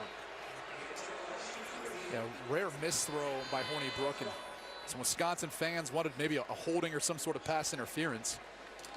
Was looking in the way of Cephas, but Maryland had double covered him on that side, so he really had no other option.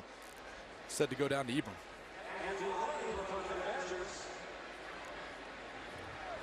Excuse me, Ibrahim. To the punt team out. Maryland's starting to get a little bit of momentum, perhaps. Scoring a touchdown and then forcing the punt here. Nearly blocking the punt.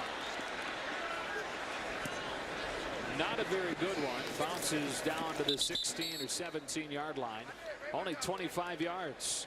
The Wisconsin defense back out there, giving up a touchdown for the first time today. The last time it took the field. We're midway through the third quarter in Madison. Game, right? Yeah.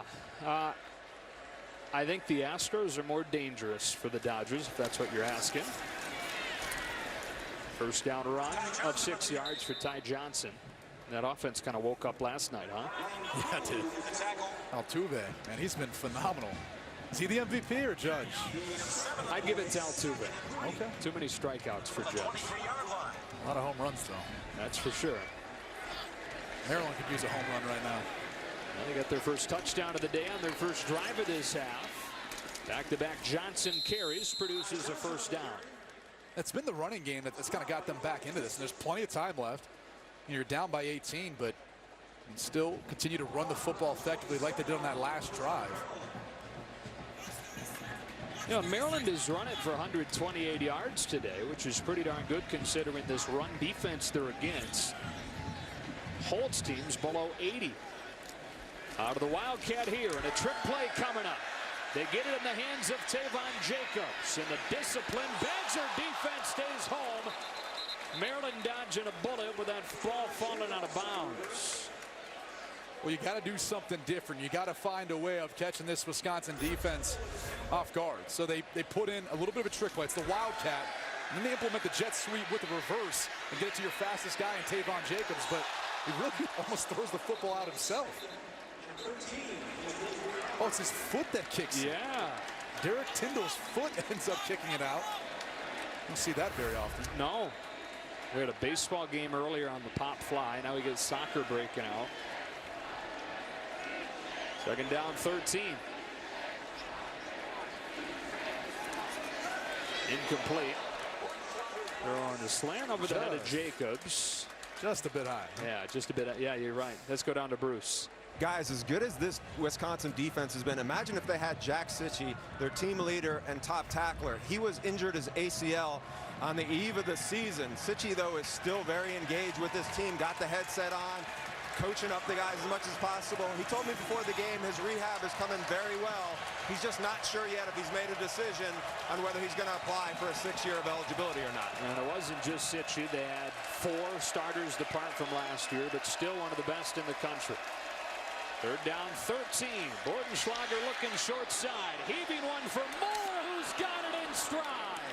There's that home run you were talking about. 37 yards and a first down into Badger territory. A perfect throw by Bordenschlager. You're going to see more release downfield and what's called a widen fade. It saves him a little bit more room, and he just gets to the outside. But that ball is put in a spot where no Wisconsin defender can get to it.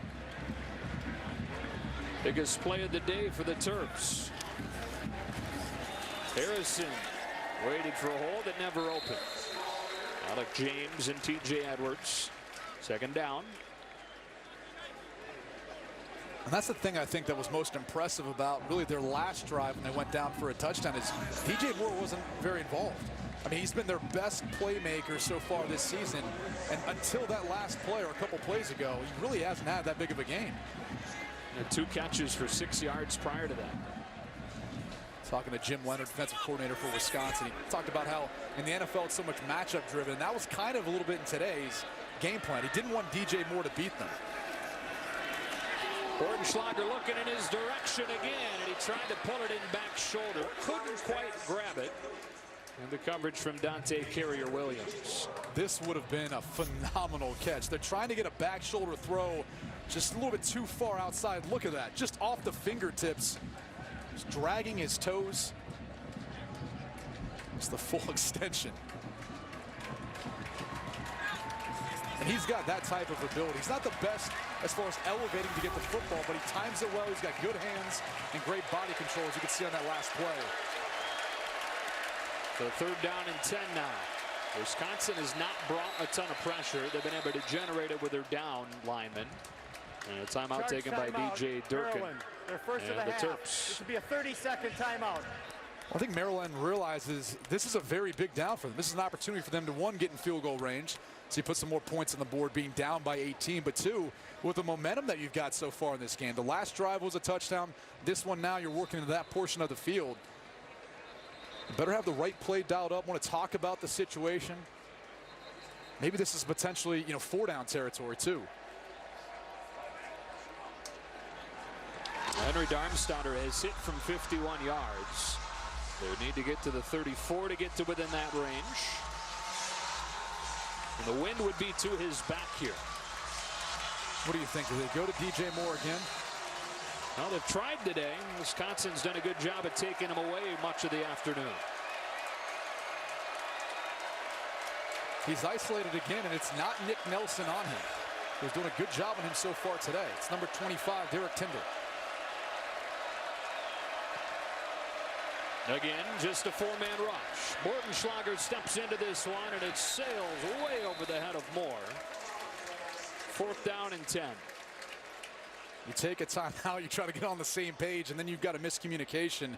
Bordenschlager thinks he's working up for that widened fade you saw earlier in this drive, and instead he's breaking it off, thinking he's going to hook up around the sticks. It looks like they're going to go for it.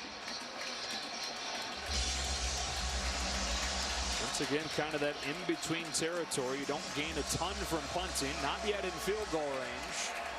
And someone else is going to have to step up. They're going to devote a couple defenders now to be on top of DJ Moore. He's got time to throw, but the coverage downfield solid. It's complete, and it is a first down as Jarvis Davenport spins his way free, getting 15 yards. Only his 5th catch of the season.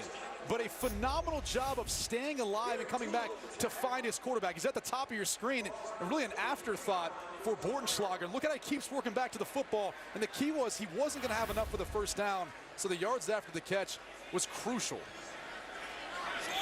Huge play for Maryland, keeping their hopes alive in this one. Trying to get to within 2 scores. Closing minutes of this third quarter.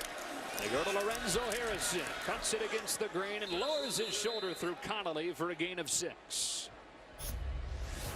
Going back to the yards after the catch. First off, the extension to catch the football, the ability to keep his feet, and then the spin move to get by Tyndall for the first down.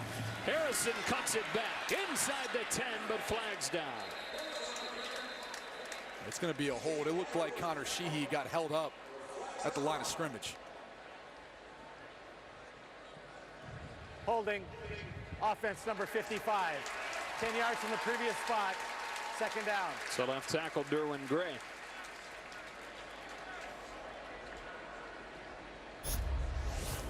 Take a look, number 55. And you're going to see number 94 Sheehy right there. See him with the left arm kind of grab his right shoulder pad and not allow him to be able to keep contained. Good catch by the officials. Inside of a minute now.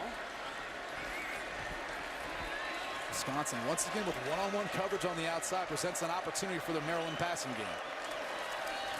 Which they'll go to. Throwing towards the end zone. Incomplete. Back in Davenport's direction. It was defended by Nelson. It's third down. Look like Nelson kind of had his hand at his hip the entire way. Watch these two up top. These Davenport releases. Watch Nelson. Got his left hand right in the whole way right there on his hip. And if it's low like that, typically officials have a hard time seeing it. Not too much, kind of lets go at the right time. Savvy move by Nelson. I'm sure Jim Leonard taught him a little bit of that from all his experience in the NFL. We've seen a few Badgers today, kind of subtly impeding the Maryland receivers. It's all part of it, though. The best secondaries are usually very aggressive. They challenge those officials to throw the flag. Third down and long. Bordenschlager lofting for more in the end zone. He makes a leaping catch, but out of bounds, and it's fourth down. And this is all Dante Carrier-Williams. Textbook as far as how you widen a wide receiver to the sidelines, and you really don't leave him any room. I mean, Bordenschlager put up this ball as good as he could. And I mean, there's just no room to really get your foot down. I mean, that would have to be an unbelievable catch by Moore. It's completely legal. It's just Carrier-Williams winning at the line of scrimmage and forcing Moore all the way to the sideline.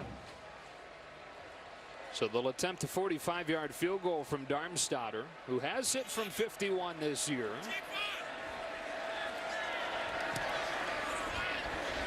And this one's perfect. Where has this guy been all their life? The Georgetown transfers taking over the job early this season.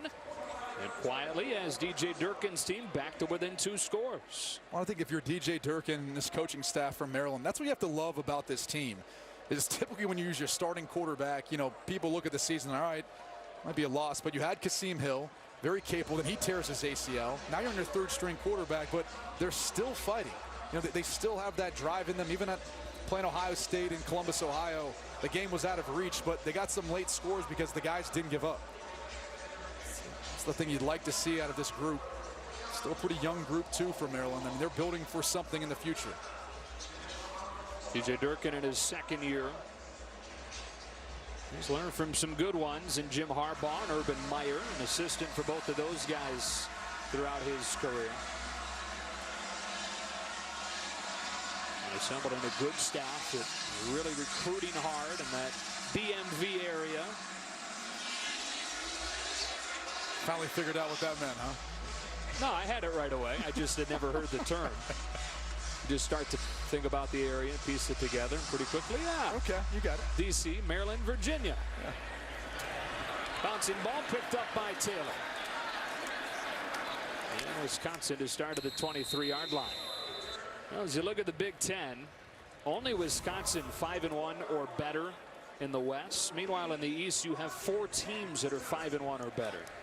Yeah, I mean, clearly there's a lot of parity in the Big Ten East, and for Wisconsin, the conversation is if you can finish strong, you've got a couple tough games later on this year versus Iowa and Michigan in back-to-back weeks.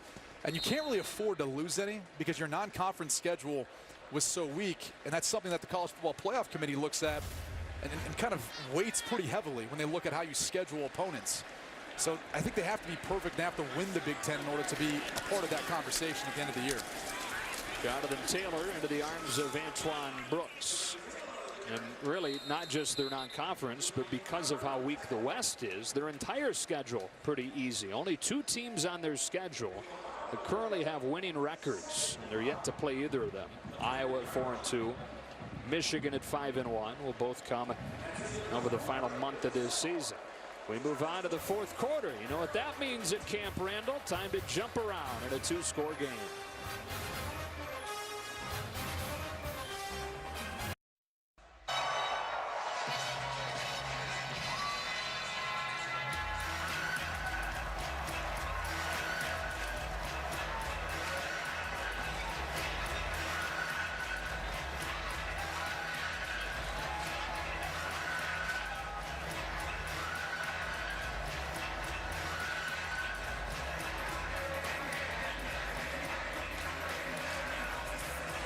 One of the great traditions in college football for the first time on Fox. They jump around leading into the 4th quarter here at Camp Randall.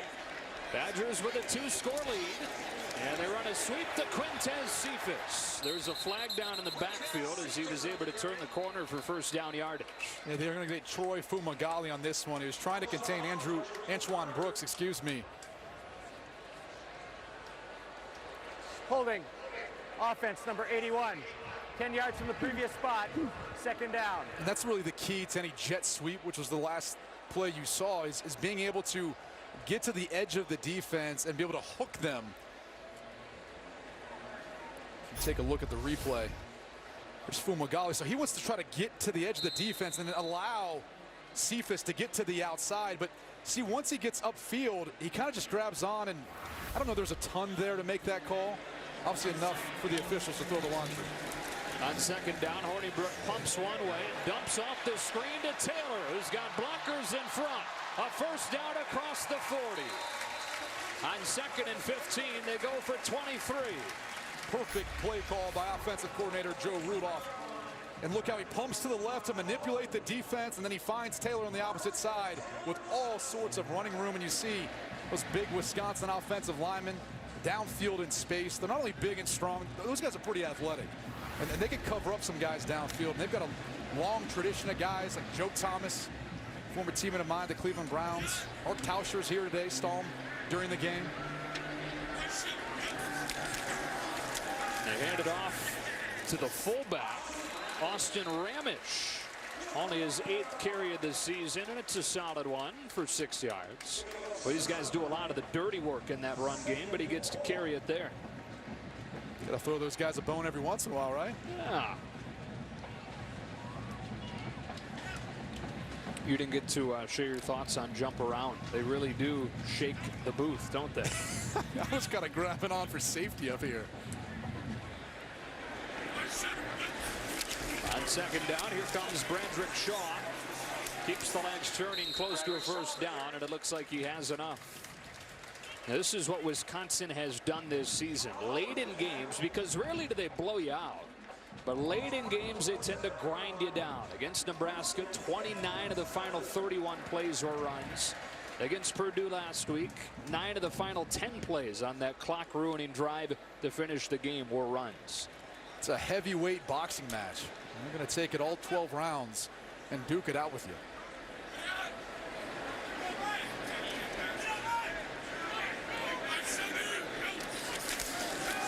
Another fullback run.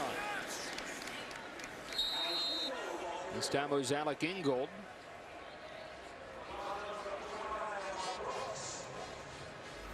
This Wisconsin offense, 351 yards total. Hornibrook's been efficient at interception game early on. Jonathan Taylor crossing 100 yards once again. Kind of status quo for him. I think the thing about Hornibrook I really liked was the fact that he bounced back. You know, he threw an early interception, didn't get flustered, came back and performed well. On 2nd down, throws underneath. J.C. Jackson Making the tackle on Kendrick Pryor, who they have high hopes for as he's getting healthy after that scooter accident in August. He suffered a broken nose, fractures around his eye, and missed the first few games, missed all kinds of practice because of it, but as he's getting back into the fold, he's taking on a bigger role for him. And really, they have no choice but to play him right now with as banged up as they are receiver. That is Fumagalli. You saw circled. Hornibrook steps into his throw as he's hit, and Hornibrook or Fumagalli was tackled. That's why there's a flag down. Savage makes a diving play, but there is a flag down. I believe it's going to be pass interference on Maryland. Fumagalli was running what they call a stick nod, so it's a little 6-yard out. He acts like he's going to break out, then he goes vertical and tries to split the Maryland secondary. Pass interference, defense, number 25.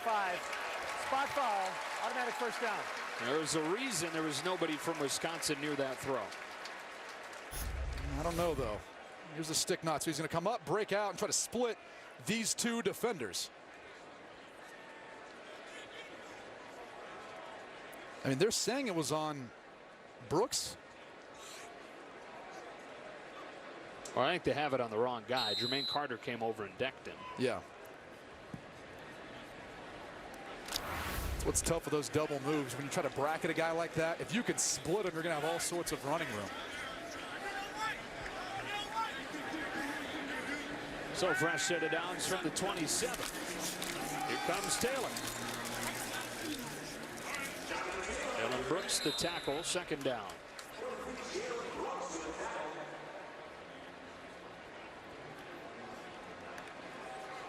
As they venture into the red zone, I mean, this is rare. If you're Wisconsin, you really like running the football. Tendencies typically are 90% as you get into the red zone on first down running the football. 75% on second down. Part of the field where it condenses, gets small, and they really have to utilize their size up front. For the 22nd time today, they hand it off to Jonathan Taylor, and he just keeps getting stronger as the day rolls on. He rolls on inside the 10, first and goal. Well, he's 5'11", so once he lowers those shoulders, he becomes even smaller, and there's not much to tackle besides his shoulder pads and those knees that are driving. And watch him as he continues to keep churning through initial contact. And that's where you know you've got a special running back. Usually, your first reaction for a lot of running backs is to stop moving your feet when you get contact.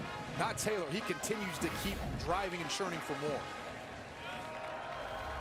Frederick Shaw replaces him on first and goal, and he's got it. Stymied at the 5.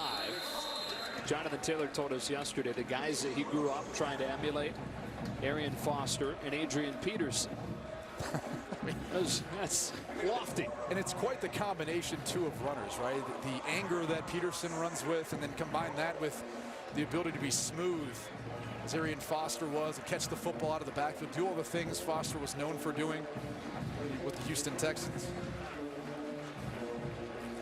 I'd be surprised if they didn't continue to keep coming back to that power wrap play we saw in the last one. Bramish down to the 1.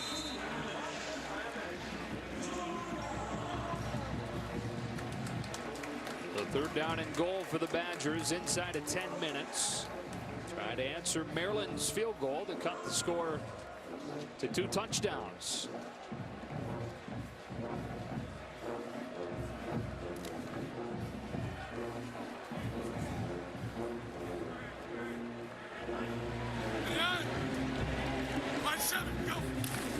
Bramish again. He's got his second touchdown of the season.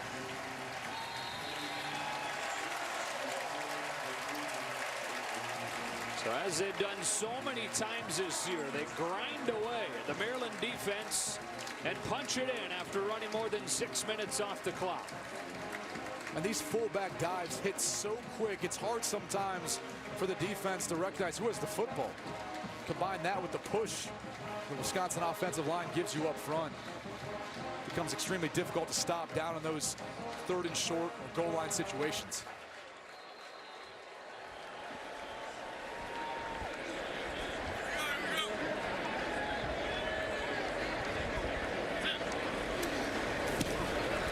Extra point is there. And as our producer Bo Garrett points out, what a name for a fullback. Ramish in for the touchdown.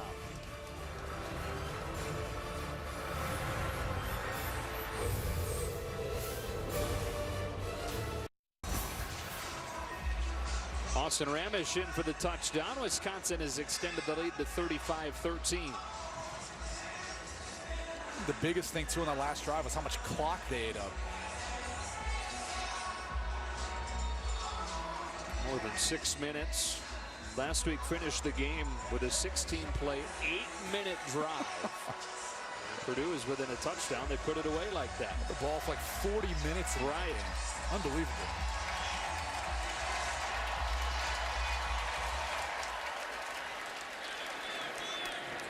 Guy Johnson will take a knee. We'll take another break. Midway through the fourth quarter here in Madison. Wisconsin on its way to starting 7-0 for the first time since 2004.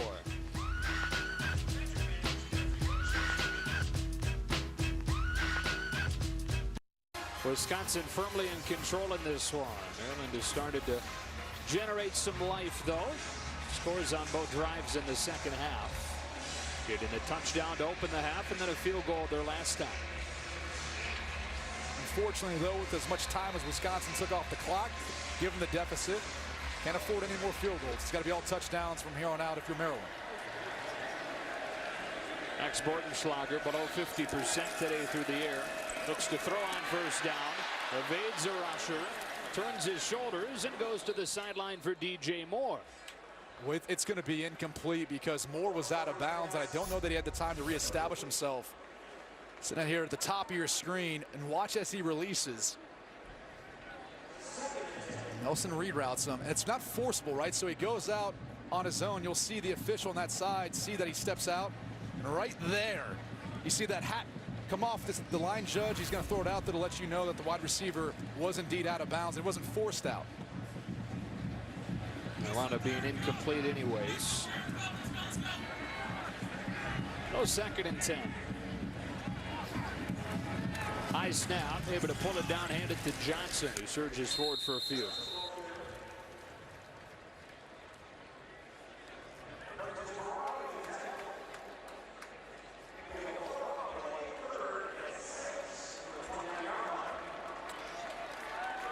You see Maryland put on what's called 10 personnel, means 4 wide receivers, 1 running back, and really with the injury to the quarterbacks and Kasim Hill and Tyrell Pigram, it makes more sense because they don't really throw to their tight ends at all.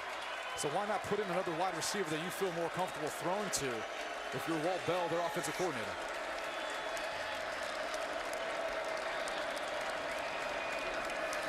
On 3rd and 6, Bortenschlager throwing the out for Jacobs, who's got a first down. Well-designed play. Wisconsin elects to play a soft zone coverage. Goes to the 3 receiver side, and Tavon Jacobs works what's called an option route. Comes slow off of the football, gets up to the distance they need to get the first down, and breaks out in the soft spot of the zone. 1st and 10. Heaving this one in the one-on-one. Leaping attempt, but broken up. Nelson defending Moore. I mean, Nelson's been with Moore every step of the way. And again, look, there's just not much room. I mean, if you're Bortenschlager, that's all you can do is really throw the football up, and Moore's got to get over top of Nelson to make a play on it. And getting that right hand in there to disrupt the completion. It's been a nice pickup for Wisconsin. Nick Nelson, transfer from Hawaii, sat out last year, dominated during his redshirt season in practice. He's turned into one of the top corners in the Big Ten already. Bortenschlager keeps for the first time today, and he's got 3 or 4. Talking to offensive coordinator Walt Bell, he said, you know, that's the difference with Bortenschlager. It's not to take anything away from what he's been able to do, but he's not as dynamic running the football. So he doesn't put defenses in a position where they have to account for another runner that can really hurt them, like Pigram, like Hill. It's really been the adjustment that this offense has had to make. They become more of a drop-back team, and one in which, you know, Bortenschlager will run every once in a while, but defenses aren't as concerned about him hurting. And even if he was a good runner, you got to be more and more careful. The deeper down the quarterback depth chart you go, and they're already on their 3rd. Steps out of pressure, needs the 47, lowers his shoulder through Jamerson and gets a first down. Right after I say you got to be more careful, does this. And he puts down, look at this, his right shoulder. I mean, it's his throwing shoulder. Usually as a quarterback, when you're out in the open field, if you have the opportunity to set a guy up, you can lower your left shoulder. You can still get up the next play. It's not hurting quite as much.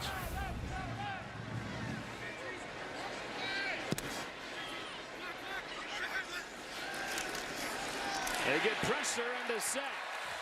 Andrew Van Ginkel having a nice afternoon for the Badgers. And he's utilized a number of what they call these stunts, where he starts in one position and then they wrap back inside and they run something else. They come back underneath, and you can see the predicament that it puts the offensive line is. Their left guard, Sean Christie, isn't sure whether he should pass off the defensive lineman to pick up Van Ginkel.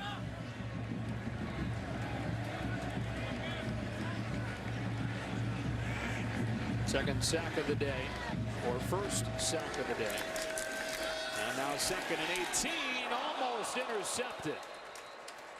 TJ Edwards started the day with a pick 6, and he was about a yard away from having another there. And you can guarantee Bortenschlager didn't see Edwards as he drops back. I mean, it looked like he had a clear lane, but maybe his right tackle is in the way as he goes to throw to the outside, because I don't think he's thrown that football had he seen Edwards. That was another pick 6 written all over it. Already 4 of them this season for the Badger defense, which before today had scored more points itself in the second half than they'd allowed. Bortenschlager in a collapsing pocket, frees himself for a moment, heaves one into double coverage, and it's incomplete. Tyndall breaks it up with DJ Hunter standing at just 5'9", the man that they heaved it to. You just can't say enough about the Wisconsin secondary. I mean, typically when you can extend plays like Bortenschlager did, you've got a guy who can get open on the outside, but these guys have answered the call time and time again. That's why Jim Leonhard feels so confident in their ability to play more man coverage, which is different than what Justin Wilcox did, different than Dave Aranda.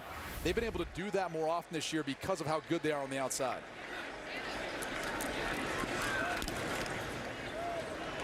A short punt from Lees. Nelson comes up, makes a calm, fair catch. Only 33 yards.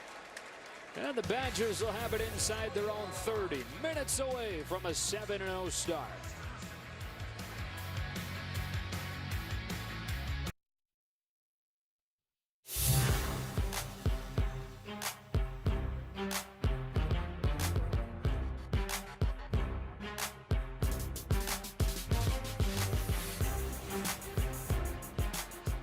Our Duluth Trading Company hardest working player, Jonathan Taylor, with half of his yards coming after contact today. How about that? A true freshman. You don't see many guys built like him ready to come in and sustain the ability to be able to run the way he does in the Big Ten. Garrett Groshek, the running back here, squirts through and takes it near midfield. I mentioned that he was a former quarterback. In fact, the Wisconsin Player of the Year as a high school senior. Not just a running quarterback. The guy threw for 41 touchdowns, 2,400 yards, and won a state championship as a quarterback on this field. At Amherst High School. And what was the story? They were talking about Tyler Biotish, their center. They said Wisconsin actually went to the game to look at him. They saw Groshek. He really kind of popped as far as his ability as a playmaker. He's got it again. Accelerates for another first down. We go down to Bruce. Guys, this guy broke out last week against Purdue, some Wildcat stuff. Had 59 touchdowns passing and throwing in high school. As Brady said, teammate of Tyler Biotish. When I talked to his high school coach yesterday, I said, what kind of recruiting interest he had? He goes, none. He had nobody from FBS, nobody even from FCS. His only offer was from Division II Winona State. And he was like, we even took him to camps all over the country. He goes, I couldn't figure it out. This kid's a hell of a football player. They just didn't know where to play him. Now, Wisconsin offered him as a preferred walk-on at the last minute. There's a handoff to Bradrick Shaw. And it went from not knowing where to play him to everybody fighting over him to try and play him at their spot. Yeah, Jim Leonhard's talked about it. Why are we trying to talk him into maybe he's a safety? Maybe we can bring him over to the defensive side of the football at some point. He's always kind of trying to talk to him and lobby for him just because he's a football player. I think that's the thing, too, we talked about at the beginning of the game. Wisconsin really knows what their identity is, and they recruit to that, and they know how to plug players in and make them effective as players. And I think there's something to be said about that. I think a lot of guys just look for 4-star, 5-star guys, and they just base that on talent. You don't look at players who can still be very productive in a certain system. Cephas on the jet sweep. It's upended by Antoine Brooks. Quintez Cephas turned into a nice player for this Wisconsin team, and he's done it playing in honor of his father, Andre Taylor, who was shot and killed this spring in Macon, Georgia. They'd always talked together about his dream being playing in the NFL and getting there, being able to pay for the family to get out of what was a really tough situation in Georgia. Tough environment that he grew up in. Went down for his father's funeral this spring. One of the assistant coaches traveled with him. It's remarkable what he's been able to do following that. Not just performing on the field, but turning into a good leader for this group too. I mean, it would be totally natural to go in the complete opposite direction when a young guy goes through something like that. We're kind of telling many of the lessons that his father taught him and sharing that with the rest of his teammates, and just his attitude and demeanor that he brings every day. And you look at him as a player, he only played football for 2 years in high school. He was a standout basketball player, played his junior, senior year. I think people really thought highly of him as athletic ability. What he's been able to translate into so far as a wide receiver this season for Wisconsin has been phenomenal. Now, once scored 53 in a high school basketball game, and that was the initial plan, to play at the mid-major level. To the Ibrahim run, they put Groshek back in, and he stumbles across the 20. When we finish, college football continues here on Fox with the 9th-ranked Sooners still very much alive in the playoff picture, but needing to be perfect the rest of the way. TCU's unbeaten, sitting pretty at number 4, welcoming in Kansas. Finishes off our triple-header on Fox at 8 tonight. Talk about resumes. What about TCU's resume? You beat an SEC team in non-conference play. You beat 2 top 25 teams in Oklahoma State and West Virginia. They've got quite the resume so far. I think it's one of the reasons why the AP poll has them at number 4. Undefeated, and the fact of what they've been able to accomplish so far. Groshek, do you think a one-loss Big 12 team gets in? I mean, that really depends upon what happens everywhere else in conference play. I think the fact that you're looking at a Pac-12 that's got everyone with 1 loss at this moment bodes well for the Big 12 in that respect.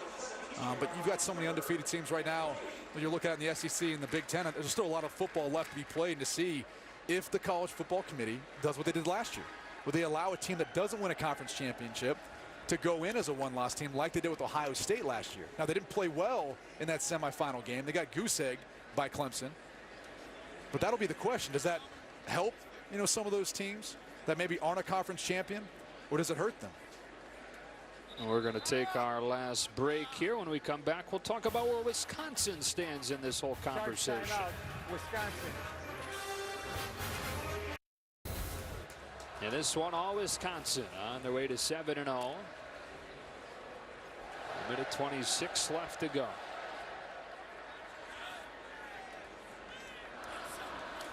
On 3rd and 3, it's Bradrick Shaw. He's a little bit short of the first down. Josh Woods brought him down. So we were talking a little bit about the playoff picture, and as far as Wisconsin's playoff resume, the issue is that they have one of the weakest Power 5 schedules in the country, and it doesn't get a whole lot harder moving forward. Now, Iowa and Michigan are going to be the first 2 teams that they play with winning records on the entire schedule, with winning records at this point. And then obviously if they get to the Big Ten championship game, that'll be a big opportunity there. Yeah, and look, if they're undefeated and they win the Big Ten, they're in. I just think it becomes, if they lose one of those games down the stretch and then they win the Big Ten, because they're still going to win the Big Ten West if that's the case, then it becomes a little bit of a question mark whether or not they would get in. I think it probably depends upon their performance in that Big Ten championship game. If they blow a team out, like a Penn State, Ohio State, whoever ends up being, different story. But if they don't, it's close. Maybe they give the edge to a 1-loss Big 12 like you were asking about a few moments ago. See, Iowa got beat by Northwestern. And that doesn't help Wisconsin's case, right? No. Where are we going next week? Iowa. Oh, yeah. Doesn't help our case either. No, it doesn't. No, Gaglianone on for the field goal. Some people are very curious to see what happens here. Yeah, there's a certain faction of the population this means something to.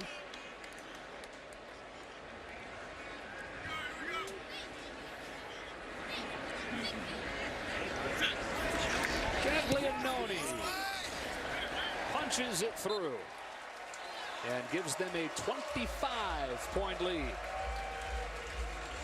Time now for our progressive performance of the game. This Wisconsin defense once again stood tall. Really pressuring Bordenschlager throughout the majority of the game, really forcing negative plays and turnovers. Well, the offense turned the football over a number of times, but the Wisconsin defense answered the bell, creating some points of their own. TJ Edwards with the pick six. You can see this Wisconsin defense is really playing at a high level right now. I'll say they're in mid-season form. This is what you're accustomed to seeing out of the Wisconsin defense over the past couple years.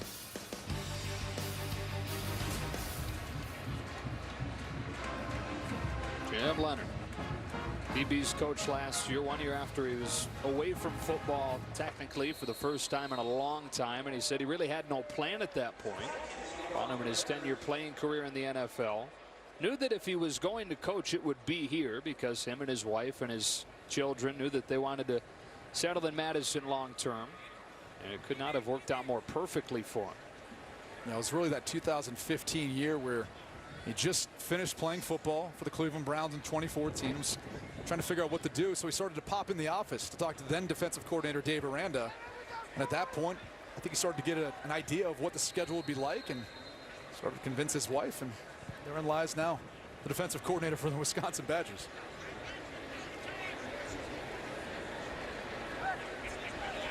Pretty windy today. They put a holder on there for this kick from Zach Hintz.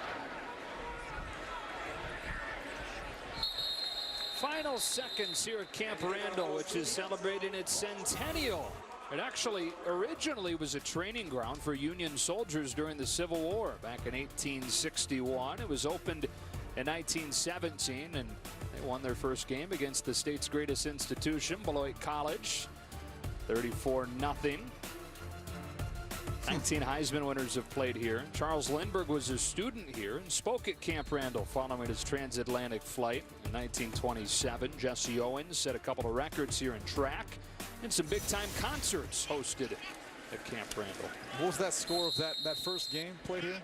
It was 34-0. Who was it against? I talked about it. The greatest institution in the state of Wisconsin, Beloit College. Which happens to be your alma mater, so then go figure.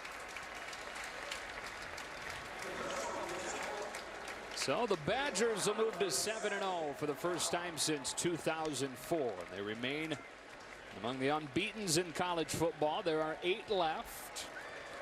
They do it today with a 38-13 win over the Maryland Terrapins.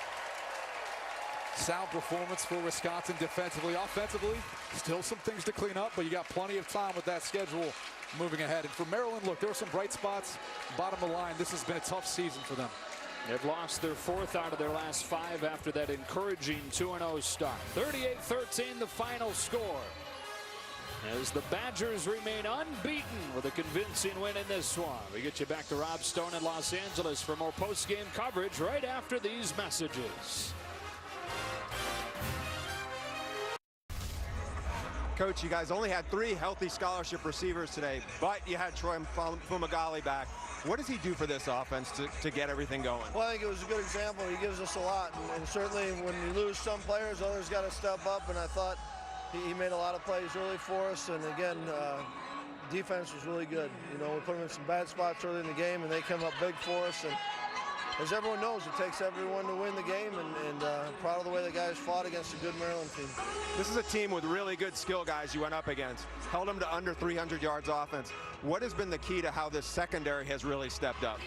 I think they're playing with confidence, and yet they know that it takes everyone. And I think they get a lot of help. You know, I thought there was times we got some good pressure on the quarterback, and so it's team defense. That's what makes it fun to watch when we're playing well. Jonathan had another big game. I know he had the fumble early. What did you think of how he responded after that?